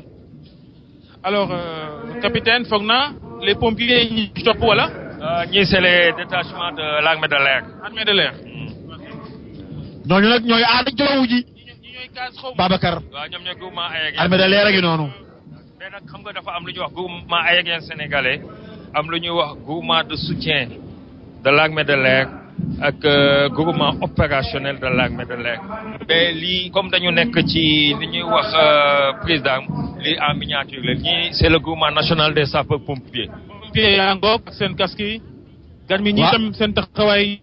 waaw sapeur pompier yaa ngi noonu maa ngi ci gis tamit ay benn ay jigéen. loolu moo lay wan ne aduna ñii nag mbay bu jëlee am ñoo ca gaaw loolu nag moo tax seen waaw war nañu yokk jumtukaayu pompier yi bu baax. waaw dëgg-dëgg tamit ak teel a ñëw ndax léeg-léeg mbir xew ba bay bëgg a jeex ci la ñu doog a agsi kon jumtukaay yi war nañu ko yokk bu baax a baax Babacar Fall. am na ci diwaan yoo xam ni sax bu jël ni Matam amuñu ay pompier loolu doy na waar. loolu nag dëgg-dëgg war nañ ci taxaw nag xam naa ne loolu tamit diwaan bu nekk war na am pompier. ndax nag ñu renforcer tamit ci région yi ndax li région yi war a am dëgg-dëgg li capital yi am région yi tam war nañ ci am tamit la Babacar Fall. capitaine Sylla après les pompiers ñan la. ça c'est la police nationale avec le groupement mobile d'intervention. GMI yaa ngoog borom lii fii. Babacar ñii xam nga leen am na bés man maa la jëli lii xam nga leen Babacar Fall moo tax ñii xam naa sax suñu wax ci ñoom du bari xam naa daal ku taxul ci yoon boo wàccee raay bi rek ñu teg la ci raay bi waaye nag bari na ay jigéen nag. ndeysaan capitaine jigéen yi loolu tam. oui ça répond toujours au concept Jacques qui est en vogue et pour vous dire que le groupement mobile d'intervention de la police est créé en 1969 à la suite de la dissolution de l'ancien corps des gardes secs devenu plus tard garde républicaine. Le GMI a compétence sur l'ensemble du territoire national. Il y a le groupe opérationnel de Thiès, le groupe opérationnel de Dakar et le groupe opérationnel de Ziguinchor. ñoom gis nañu waa GMI yi jàll nañ ku ci topp. ñii c'est la police nationale ñoom ñoo ngi gis nañ. ba tey wàllu police GMI yooyu nga tudd. ñi nag ñoo yor circulation bi. waaw ñoo yor circulation bi ñoo koy réglé Babacar. jigéen ñaa ngi noonu ñoom léeg-léeg ngay romb ci circulation bi nu taxaw di ko réglé Babacar Fall. waaw defe naa c'est la douane ñoo bëgg a ñëw. Laja Sane keroog takkul ceinture am soxna yi ñoo ko arrêté. ñooñu de dëgg-dëgg waroon nañu ko def la suma directeur. Babacar. ndeysaan waa douane a ngi noonu. xam nga loolu ngay fësal dug yoon ndax dawal moom wata takk ceinture rek. waaye ba mu amee xam nga yoonu jaamu soriwul dama ne ko chef maa ngi jéggul de mu ne ma demal. ndeysaan nit ku baax la kooku xam naa ni moom melul ni yow. waa ne waa pénitentiaire ñooy romb noonu. la pénitence. mbay pénitence de ñooy denc ñooñee. ñooñu de dëgg-dëgg. mais lu baax rek moom njëriñ de. c'est une occasion aussi Babacar nuyu ñi ne ci kaso yi ndax du ñëpp la fa xëy na njuumte yóbbu. am na fa ñoo xamit lu ñu bindoon seen jëla. kon ñoom ñëpp ñu ngi ñaan rek génn gi gaaw dossier yi baral gi wàllu yoon. ak yoonal. waaw moo tax xam naa ne tey am na sax ñoo xam ne ñi ne woon nañ dinañ leen libérer le 4 avril. xaw ma dina am déet. waaw am na junneeg lu tegal lu président Gracier jéggal. ndeysaan. capitaine Sylla borom tenue yi ñoom ñu mu yu xaw a gris yi. c'est l'administration douanière. administration douanière. Assane.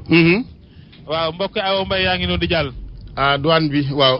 Mouhamed Ndiaye maa ngi koy gërëm jox na ma lim bi dëgg ci ñi président jéggal ci kaso yi junneeg juróom-ñeent la nu ren. 2012 loolu moom baax Assane loolu moom am na ñoo xam ne ñii billaay bu nu fa génne dootu ñu fa dellu mukk ci àddina. dëgg la te boo fa demee sa yaram day daw.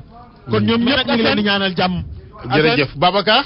côté fait divers ou anecdote si tu veux. soldat su bëri yu défilé jamono ji seeni mbaxane ñi ngi naaw. waaw xam nga nag xanaa ngelaw lee bari. il fait beau temps. tey naaj bi ñuul il fait beau temps jàmm la. il fait beau temps waaye nag mbaxana yi nag il faut mu des nag. waaw Alaaji Assane. mais Babacar xanaa duñ ko faraat de ndax boo sëggee dee fi maaj gi yàqu de. non dañuy taxaw am ñu leen ko faral. waaw ñeneen morom yi taxaw ci pegg gi. très bien jox leen ko ñu mën a continuer. très bien. laay discipline gi rek man looloo ma ci gën a daaneel man. am na ñu yar en tout cas daal Eaux et Forêts wala. homme de tenue Sénégal daal macha allah. lii mooy réew El Hadj Assane. C'est chargé au nom de l'État de la gestion des écosystèmes forestiers, des ressources forestières dans le cadre global de la lutte contre la désertification. Et son action se matérialise à travers ses différentes composantes techniques, dont l'aménagement de la production forestière, le reboisement et la conservation et la protection et gestion de la faune. Après Eaux et Forêts ba tey ñii ñoom la wala. Ça c'est les parcs nationaux. waa Eaux et Forêts yi noonu. ñii nag ñooy parcs nationaux yi. parc A nag parc Niokolo Baak. waaw comme tenues vertes yi ñoo ko géré. ñi nag ñooy aar ñi nga xam ne nii dëgg-dëgg mooy gàncax bi. ndax léeg-léeg mu am ñoo xam ne nii ay saay-saay la dañu ko ci biir gàncax gi di ko yàq. waa Eaux et Forêts yi noonu. capitaine Sylla nee na. capitaine Sylla nee na su Alaaji Assane bëggee visiter gaynde yi ca aan mun na ko yóbbu. waaw ne ko jégal naa ko ndax xam nga man wax dëgg yàlla audience duñ fi ne consultation kuy ne ministre am déet may dem di seetaan ni gaynde bu ma mënee woo daal ca palais ba ma jël. ndeysaan waa agent d'hygiène a ngi noonu. ñi ñu mu. Alaaji Assane agent d'hygiène nag. hygiène bi yàgg nañu bay seen waar. forox caay ci mbedd mi xam nga ak certificat mais man dama ci am benn koo xam ne kii Alaaji Assane. sama papa joo xam ne Alaaji Lamine Mbaye la tudd agent d'hygiène la. waaye léeg-léeg bu toogul reer. day ànd ak doom ji ba ca forox caay rek mu ne ko jëlal bool bi. mbaa dina ko bool bi kër ga la ko jëmee du ruuru ko. mais mbaa dina ko laaj certificat médical. maa ngi ko seen sax ci reportage bi. njaayu mbedd les anciens combattants. ñii ñoo doon mag ña. les anciens combattants. ndeysaan mag ñaa ngi noonu ndeysaan. ñii ñoo libéré peuple bi. ñii li mag ñi daan bañ ñoo ko bañ. li Lat Joor daan bañ ñoo ko bañ. li Alburi daan bañ ñoo ko bañ. ñii daal dëgg-dëgg ñi nga xam ne nii ñoo nekkoon ci réew mi te bëgg réew mi am jàmm te bëgg réew mi am paix te réew mi te bëgg agsi fii mu agsi ancien combattant yaa ngi noonu ndeysaan gàddu médaille yi ku ci nekk sa médaille bi caaxaan mayu la ko Babacar Fall. défilé bi nag jeex na. ancien combattant yi ñoo ko tëj. ñoom nag ñoo ko tëj de. xel yi dem nag ci Blaise Diagne. est-ce que mi nga xam ne nii moo judd woon 1872. ca Gorée ki nga xam ne tam xel yi dem ci Golonde Diouf xel yi dem ci ki nga xam ne kii mooy Lamine Gueye mi julli woon 1891 ci Médina Xaasu nga xam ne moom i tamit raaye bu nekk takk na ko ci réew mi xel yi dem tamit ci Léopold Senghor mi nga xam ne nii moom tam moo ko wuutu judd 1906 xel yi dem ci président Abdou Diouf mi nga xam ne nii moo juddoo Louga waaye xel dem tamit dëgg-dëgg ci maître Abdoulaye Wade. Babacar président de la République Babacar. Alaaji Assane Gueye. El Hadj président mooy président sargale noonu bi ñu rombee ancien combattant yi mook ak premier ministre yëpp jóg. ndeysaan delloo leen njukkal. ndax am réew day am ak démb day am ay modèle mag ñoo xamante ni ñoo xàll yoon wi. bu ne mën a ami royuwaay. wax dëgg yàlla kon ancien combattant yi ñu mérito sargal gi lañu Babacar. président sax xam naa léegi mu jël kàddu. bu fekkente ni loolu sóoraalees na ko. waaye lu mën ci am daal mooy. dañuy bëgg a gërëm Assane. sunu consultant capitaine Sylla. amul morom capitaine nga tàggoo. Tout d'abord, je souhaite aux Sénégalais une excellente fête de 4 avril. Et je suis fier également d'avoir contribué tant soit peu en tant que consultant pour votre radio, puisque ça fait un bon bout de temps quand même que je n'étais pas là. Je suis de retour, ça fait 2 jours. Je vous remercie quand même pour la confiance que vous m'avez accordée et souhaite quand même une longue vie à votre radio. Seulement, Alaaji Assane, je ne l'ai jamais vu également venir au séminaire de formation des journalistes. Mais lui, je pense que je vais l'amener au niveau des eaux et forêts. Parce que dès que naa ko am fit la. waaw ko am ci gaynde yi. capitaine dégg naa jàmbaar la na gaynde la moom it quoi. capitaine maa ngi lay gërëm ci vraiment ñi nga taxaw RFM waaye idée boobu daal bëgg naa nga dugalaat ko ci dossier yi ba ci kanam. jërëjëf capitaine Sylla capitaine Mouhamadou Nabi Sylla. sunu turandoo correspondant la sax ca Saint-Louis. Daouda Diouf. Comme tu n'as pas beaucoup travaillé aujourd'hui, on te laisse le reste pour le discours. Mais Assane. mais Daouda foo nekkoon. waaw non Assane xam nga boo commandé troupe. da ngay nekk ci ginnaaw bàyyi leen ci. noonu la de am na expérience boo xamante ne. formé naa ay Babacar ak ñoom. ak Jo wax dëgg yàlla. bàyyi leen liggéey bu mu rafet ma nekk ci ginnaaw retiré. war nañ tey. ne li ñu jot a jàng tari nañ ko moo tax man féete ginnaaw. mais Daouda bàyyi leen ci waa Assane. man de bu ma déggee coup de canon yi dama foog da ngaa dellu Wakaam. jéena ba moom moo ne waaye yuuxu na en direct ci xam loolu nag moom jéena ba kay moom wax dëgg yàlla. après sama benn mbokk ma pël xamul on écoute le président de la République. chef d'état-major général des forces armées Monsieur le général, au commandant de la gendarmerie militaire, au commandant de la gendarmerie nationale, Monsieur le général, je voudrais,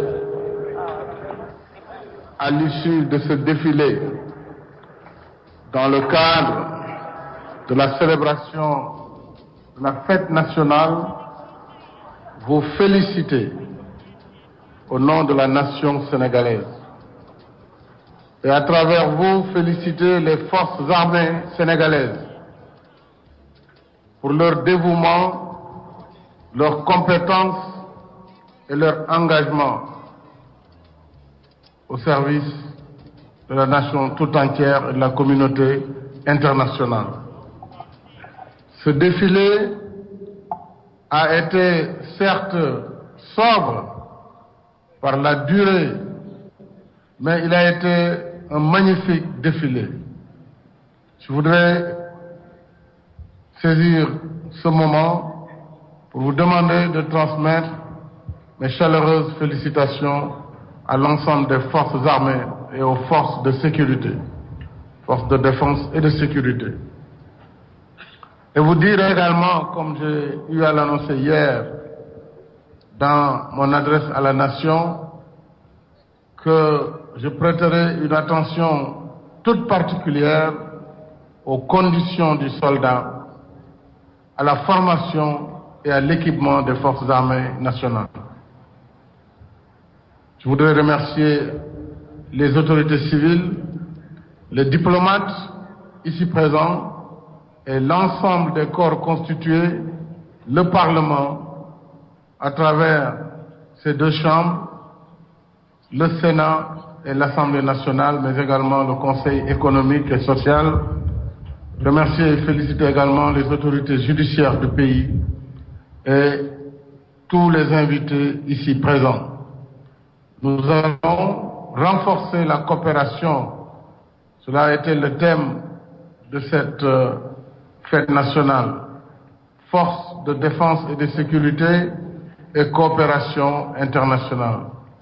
Nous verrons très bientôt, mon général, ainsi que le haut commandant, avec le haut commandant de la gendarmerie nationale, comment renforcer et développer cette coopération entre les forces armées sénégalaises et les armées sœurs.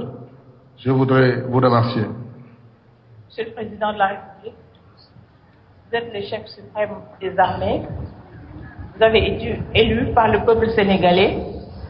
Vous avez présidé aujourd'hui le premier défilé en tant que président de la République du Sénégal. Il a été choisi de faire ici une prise d'armes et un défilé militaire. Qu'est-ce que cela vous inspire? Cela m'inspire une grande fierté d'abord.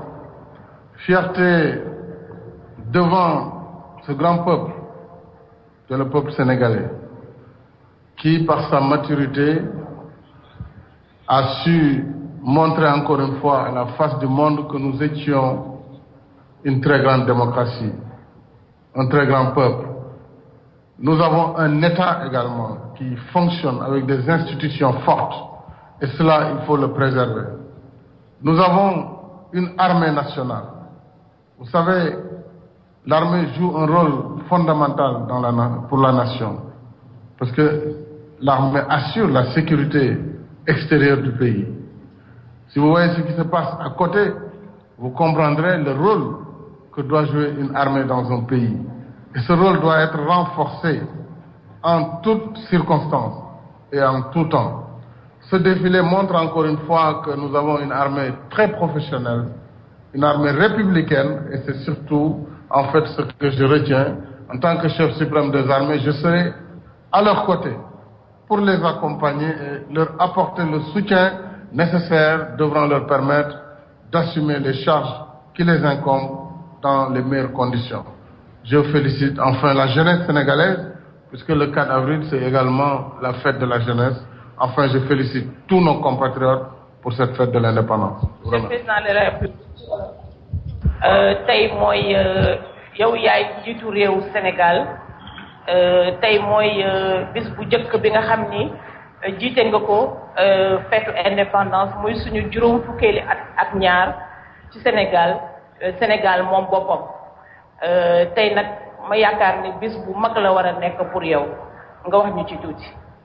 jërëjëf ñaaña bés bi bés bu mag la d'abord pour réew mi ma ciy sant yàlla nag ci anam yu bare ndax li mu defal Sénégal wane na ci li ñu génn muy jongante que réew mu màgg la réew moo xamante ne la mën nañ ko tànn ci démocratie yi gën a kawe ci àdduna bi ndax li ñu wane ci jàmm ak salaam tax na du ñu ñee benn réew ci àdduna bi du réew tugal wala feneen loolu nag lu am solo la ndax am réew dafa am ay charte yu ko yor kon charte yooyu dañ ko war a jàpp ba nga xamante ni mooy li ñuy wax institution yi ci biir institution yi nag bokk na ci armée nationale ndax armée moo yor kaaraange réew kaaraange nag du lu ñu war a foye lu ñu war a fonk la ndax boo bëggee jàmm faaw nga aar sa bopp réew mi nag li koy aar ba nga xam ni ñépp dinañu mën a tey jublu ci maanaam wàllu développement wàllu koom-koom wala def leneen day fekk jàmm am ci réew mi kon armée nationale bi nga xamante ni muy suba muy ngoon muy guddi muy bëccëg muy fii muy ci frontières yi muy ci fépp ñu ngi jaay seen bakkan ngir aar Sénégal ñoom laay njukkal ci bésu tey bi ndax feetu armée bi la ak feetu ndaw ñi njukkal leen nag mooy féliciter d'abord général Abdoulaye Fall ñaari généraux Abdoulaye Fall mooy ki jiite armée bi di général corps d'armée Abdoulaye Fall chef d'état-major général des armées ak général Abdoulaye Fall au commandant de la gendarmerie nationale ndax forces armées mu ngi armée ak gendarmerie mais aussi ci seen ginnaaw ñu féliciter force de sécurité yépp nga boole ci yeneen corps yi nga xam ne défilé nañu fii yu mel ni police nationale groupement national des sapeurs-pompiers parcs nationaux yi eaux et forêts pénitence ak mboolem ñi nga xam ne bokk nañ ci rawatina nag ancien combattant dañ leen di njukkal ndax ku gis ni ñu rombe léegi malgré seeni at ñu taxaw toujours ngir siggil li nga xam ne mooy armée bi ko ñooñu tam war nañu leen njukkal ñi défilé yëpp ndax dañu ne nañu gàttal mbir mi waaye li muy gàtt terewul wane nañu lan mooy Sénégal wane nañu taxawaay suñu armée nationale te dal na xel kon sama gouvernance aussi bëgg naa lépp lu ñuy defati ñu def ko ci efficacité maanaam bañ a perte temps bu bëri waaye ñu efficace ñu respecté it symbole république bi xam ni dañu war a dellu ci éducation civique ndax boo gisee xale yi nekk Prytanée ci âge bi ñu toll ni ñuy défilé ak jigéen ñi tey ci armée bi nga xam ne discipline lu am solo la éducation lu am solo la ci peuple moo tax maa ngi ñaan en tout cas armée bi généraux yi ñu gën a yokk éducation civique ñu xool ko ci wàllu éducation nationale ndax luy jëmale suñu askan kanam la maa ngi féliciter réew mi yëpp di sant ñëpp bonne fête d'indépendance. Merci monsieur le président. mu nekkoon mbokk yi président de la République Macky Sall Daouda. Voilà, donc c'est le président de la République qui s'adressait donc aux militaires et paramilitaires. Après ce beau défilé donc tenu à la place de l'Indépendance. Maintenant, il quitte pour retourner au palais présidentiel. L'autre actualité, certainement, c'est la mise en place du gouvernement de Abdoul Mbaye que les Sénégalais attendent. Certainement, durant la journée, on saura qui est ministre donc et quel portefeuille occupé. Tout est fini ici, en tout cas, Hassan, un défilé quand même très bien organisé par la gendarmerie, l'armée, la police, comprenait tous les corps militaires et paramilitaires. Le timing a été respecté, le défilé a été très très joli. En tout cas, la place d'Indépendance a encore été une place très belle avec de jolies tentes. Pour cette prise d'armes effectuée donc en présence du président Macky Sall, le chef de l'État de tous les Sénégalais, comme il a dit donc hier. Un défilé, malheureusement, le public n'a pas eu droit à ce défilé parce que le public était parqué de l'autre côté pour des raisons de sécurité. Malheureusement, c'est comme ça la prise d'armes. Donc tout est fini. Voilà. Hassan, juste remercier. Oui, Hassan. Oui, allez-y, oui. Voilà, juste remercier, comme vous l'avez fait, donc le capitaine Silla.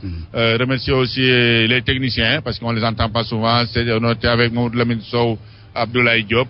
Peut-être de l'autre côté, il y a Chéri Diop, vous pourrez donc savoir qui était là-bas. Remercier Hassan, Dienaba Seydouba, Jo Maron, Babacar Fall, Mbaye Fall. Donc toute l'équipe. Mamoudou Mbaye Garmi, excusez-moi, Mamoudou Mbaye Garmi, qui a été aussi d'un apport important. C'est le président qui passe devant nous, qui retourne donc au palais présidentiel sous bonne escorte donc de la garde rapprochée présidentielle. Hassan, je vous rends l'antenne. jërëjëf Daouda Diouf jërëjëf Babacar Fall El Hadj Modou Mbaye Garmi naka noonu ak Jo Maron Daouda xam naa nag yaag Babacar.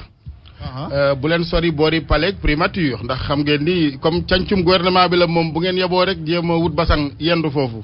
waaw xam naa ne naa wax Babacar mu jéem a gën a jege. fële ca palais ba ndaxte loolu am solo li nga wax.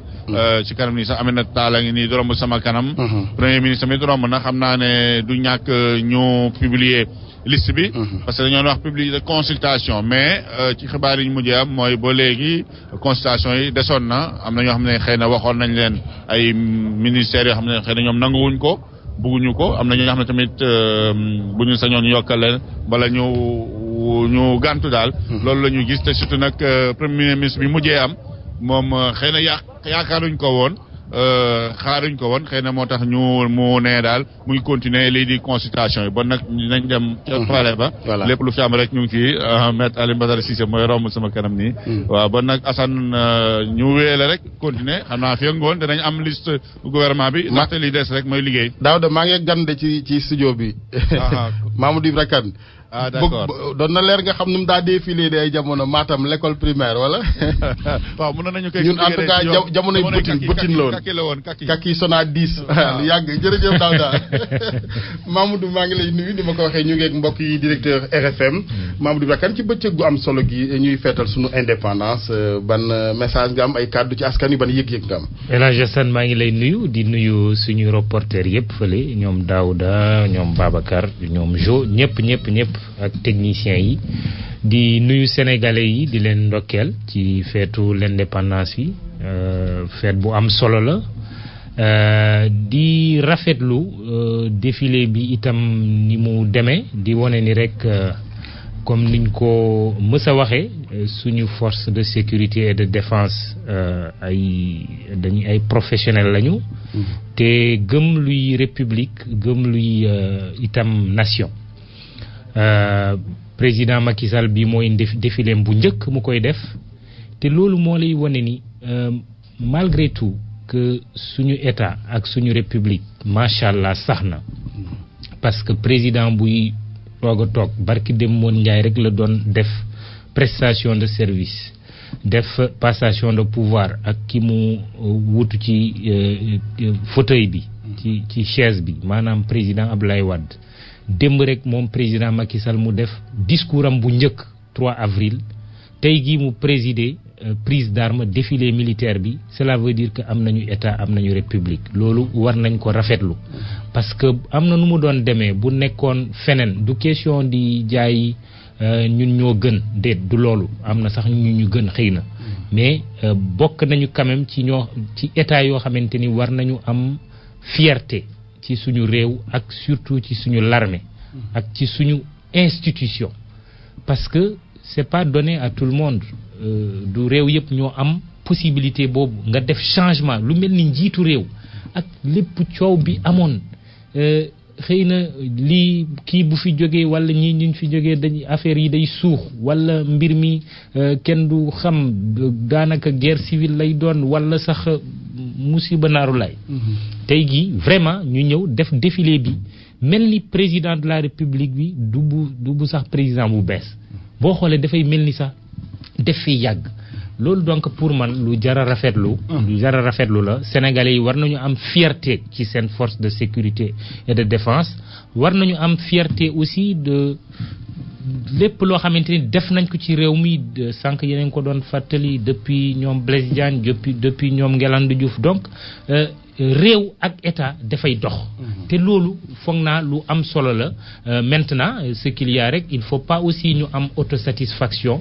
de état république ak démocratie pour man processus bu yàgg la daanaka sax du jeex presque maanaam dund la c'est toute une vie il faut toujours rester vigilant surtout ci wàllu citoyen yi parce que am nay acquis yoo xamante ni ñoom rek ñoo ko mën défendre ci wàllu ni nga ko waxee bu ñu def autosatisfaction lan nga gis ne lu ñu war a jubbanti la également bu weesoo li ñu rafetlu yépp ci doxalin ni ba fii ci ban fànn nga gisee ni daal war nañ fa gën a bàyyi xel bu ci njëkk man média yi la maa ngi sax seetaan télé bi fii xam nga image yi RTS moo ko yore par exemple suñu naatangoo yi suñu grand Amadou Mbayloum suñu sœur Ñaaña Sidibé nekk directrice télévision bi am na yu bëri yu ñu war a changer mais bu ñuy focaliser wu rek ci wàllu par exemple média depuis démb par exemple ak tey ak am na lu ma ci gis defe naa président Macky Sall ak ñi nga xamante ni dañuy liggéey ak moom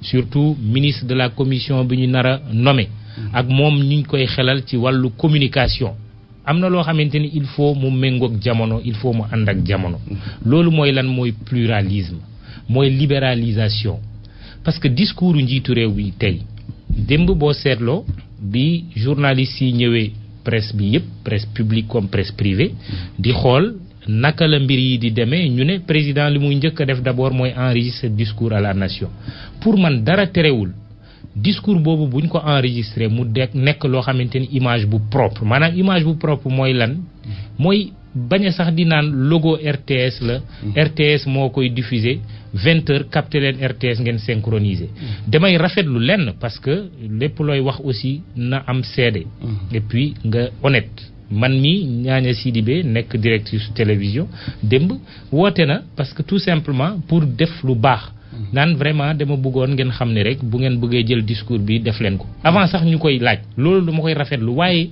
au-delà des personnes dama jàpp ne il faut pluralisme bi ñu tenir ci compte bu ñu enregistrer discours yu njiitu réew mën nañu jox enregistrement bi à chacune des télévisions ou chacune des radios wala ñoom seen bu dee presse écrite bi ñu envoyé leen ko dañ koy def sax en disant tout simplement xam leen ni discours bi à partir de telle heure ngeen ko mën a am te embargo la ba telle heure par exemple ñu xool daal nan lañ koy defee ba affaire boobu jaar yoon synchronisation bi nekk aussi ñi nga xamante ni bëgg nañ ko diffuser bien sûr parce que une télévision c'est ça aussi le pluralisme peut avoir ses programmes ne man par exemple à telle heure je préfère def beneen programme waaye ñi nga xamante ni bëgg nañ ko def il faut ñu xoolaat ko même léegi nii aussi boo xoolee bi njiitu réew pare maanaam présider défilé bi c'est bien déjà xëy na du lu bees c'est vrai parce que même ki mu wutu président Ablaye Wade amoon na ay truc bu jeexee dina am journaliste bu taxaw di ko poser ay questions mais boo seetlee souvent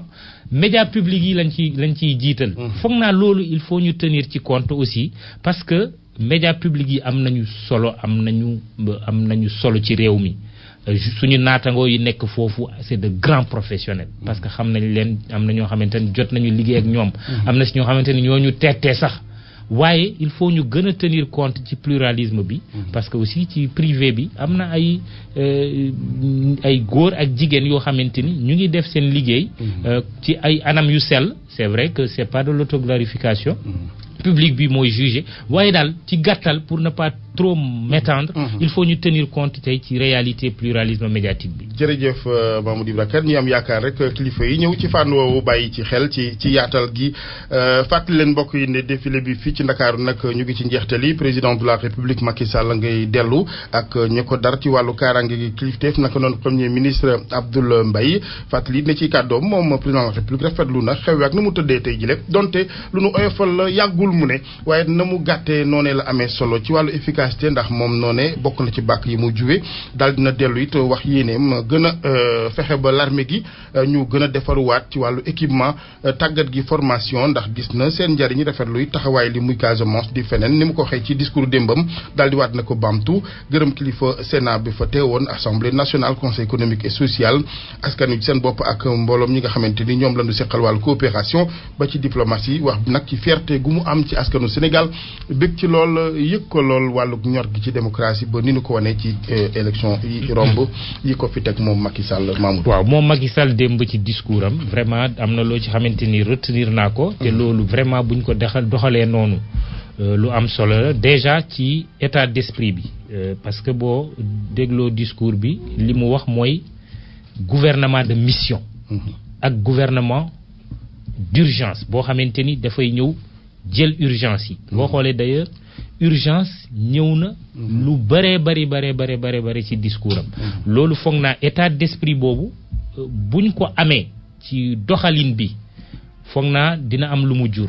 wax na ko léegi aussi ci juste bi mu paree présider défilé bi maanaam efficacité résultat loolu effectivement lu am solo la aussi ci état d'esprit tout cela voudrait dire que effectivement xëy na moom parce que aussi il faut pas s'étonner il a Macky Sall il a l'âge de notre indépendance 51 ans il est né après c'est le mooy président bu njiitu réew bu njëkk bu juddu après les indépendances. Tout cela je pense que il faudra ñu koy def nag au-delà de volonté bi parce que moom en tant que njiitu réew vision la mën décliner volonté la mën décliner ga il faut mu def tout pour que loolu aussi ñu exécuter ko waaye ñi nga xamante ni dañuy exécuter vision boobu ak volonté boobu boo xamante ni war nañ ko partager parce que c'est ça le management moderne leadership partagé valeur partagée vision partagée objectif partagé buñ ko partager ku ci nekk nga gëm loolu maintenant li ci des mooy def ko sur le terrain maanaam efficacité bi ak résultat bi. muy indi kon laaj bi rek gannaaw ba nga xamante ni fal premier ministre mu des léegi gouvernement bi ak yan nit. ak yan nit déjà am na loo xamante ni moom ci boppam en tant que njiitu réew junj na ko d'abord nommé na premier ministre am boo xamante ni c'est vrai que ñi ko doon xaar bëriwuñu à moins d'être dans le secret des dieux.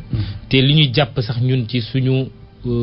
xam-xam bu gàtt depuis bi Macky biñ ko fale mu war a tabb jëwriñ bu njëkk bi Abdoul Mbaye nekkul woon choix bu njëkk ci moom il y a eu des tractations ba finalement Abdoul Mbaye la nekk banquier wax nañ ko wane xaral la wane taxawaay boo xamante ni ñëpp gis nañ ko ci loolu en tant que technocrate donc technocrate la choisir mën nañu jàpp ne dina maanaam ut moom en tant que njiitu réew équilibre entre li ñuy woowee technocrate même si mën na vraiment c'est tout un débat en réalité technocrate wala politique mais considérons que noonu lay demee savant dosage entre technocrate ak homme politique yi loolu moom foog naa dinañ ko gis te defe naa homme politique yi li nga xam ne dañ leen ràññee ñuy def politique ñooy ëpp ci gouvernement bi mu war a taxawal parce que buñ la waxee par exemple Benno Siggil Sénégal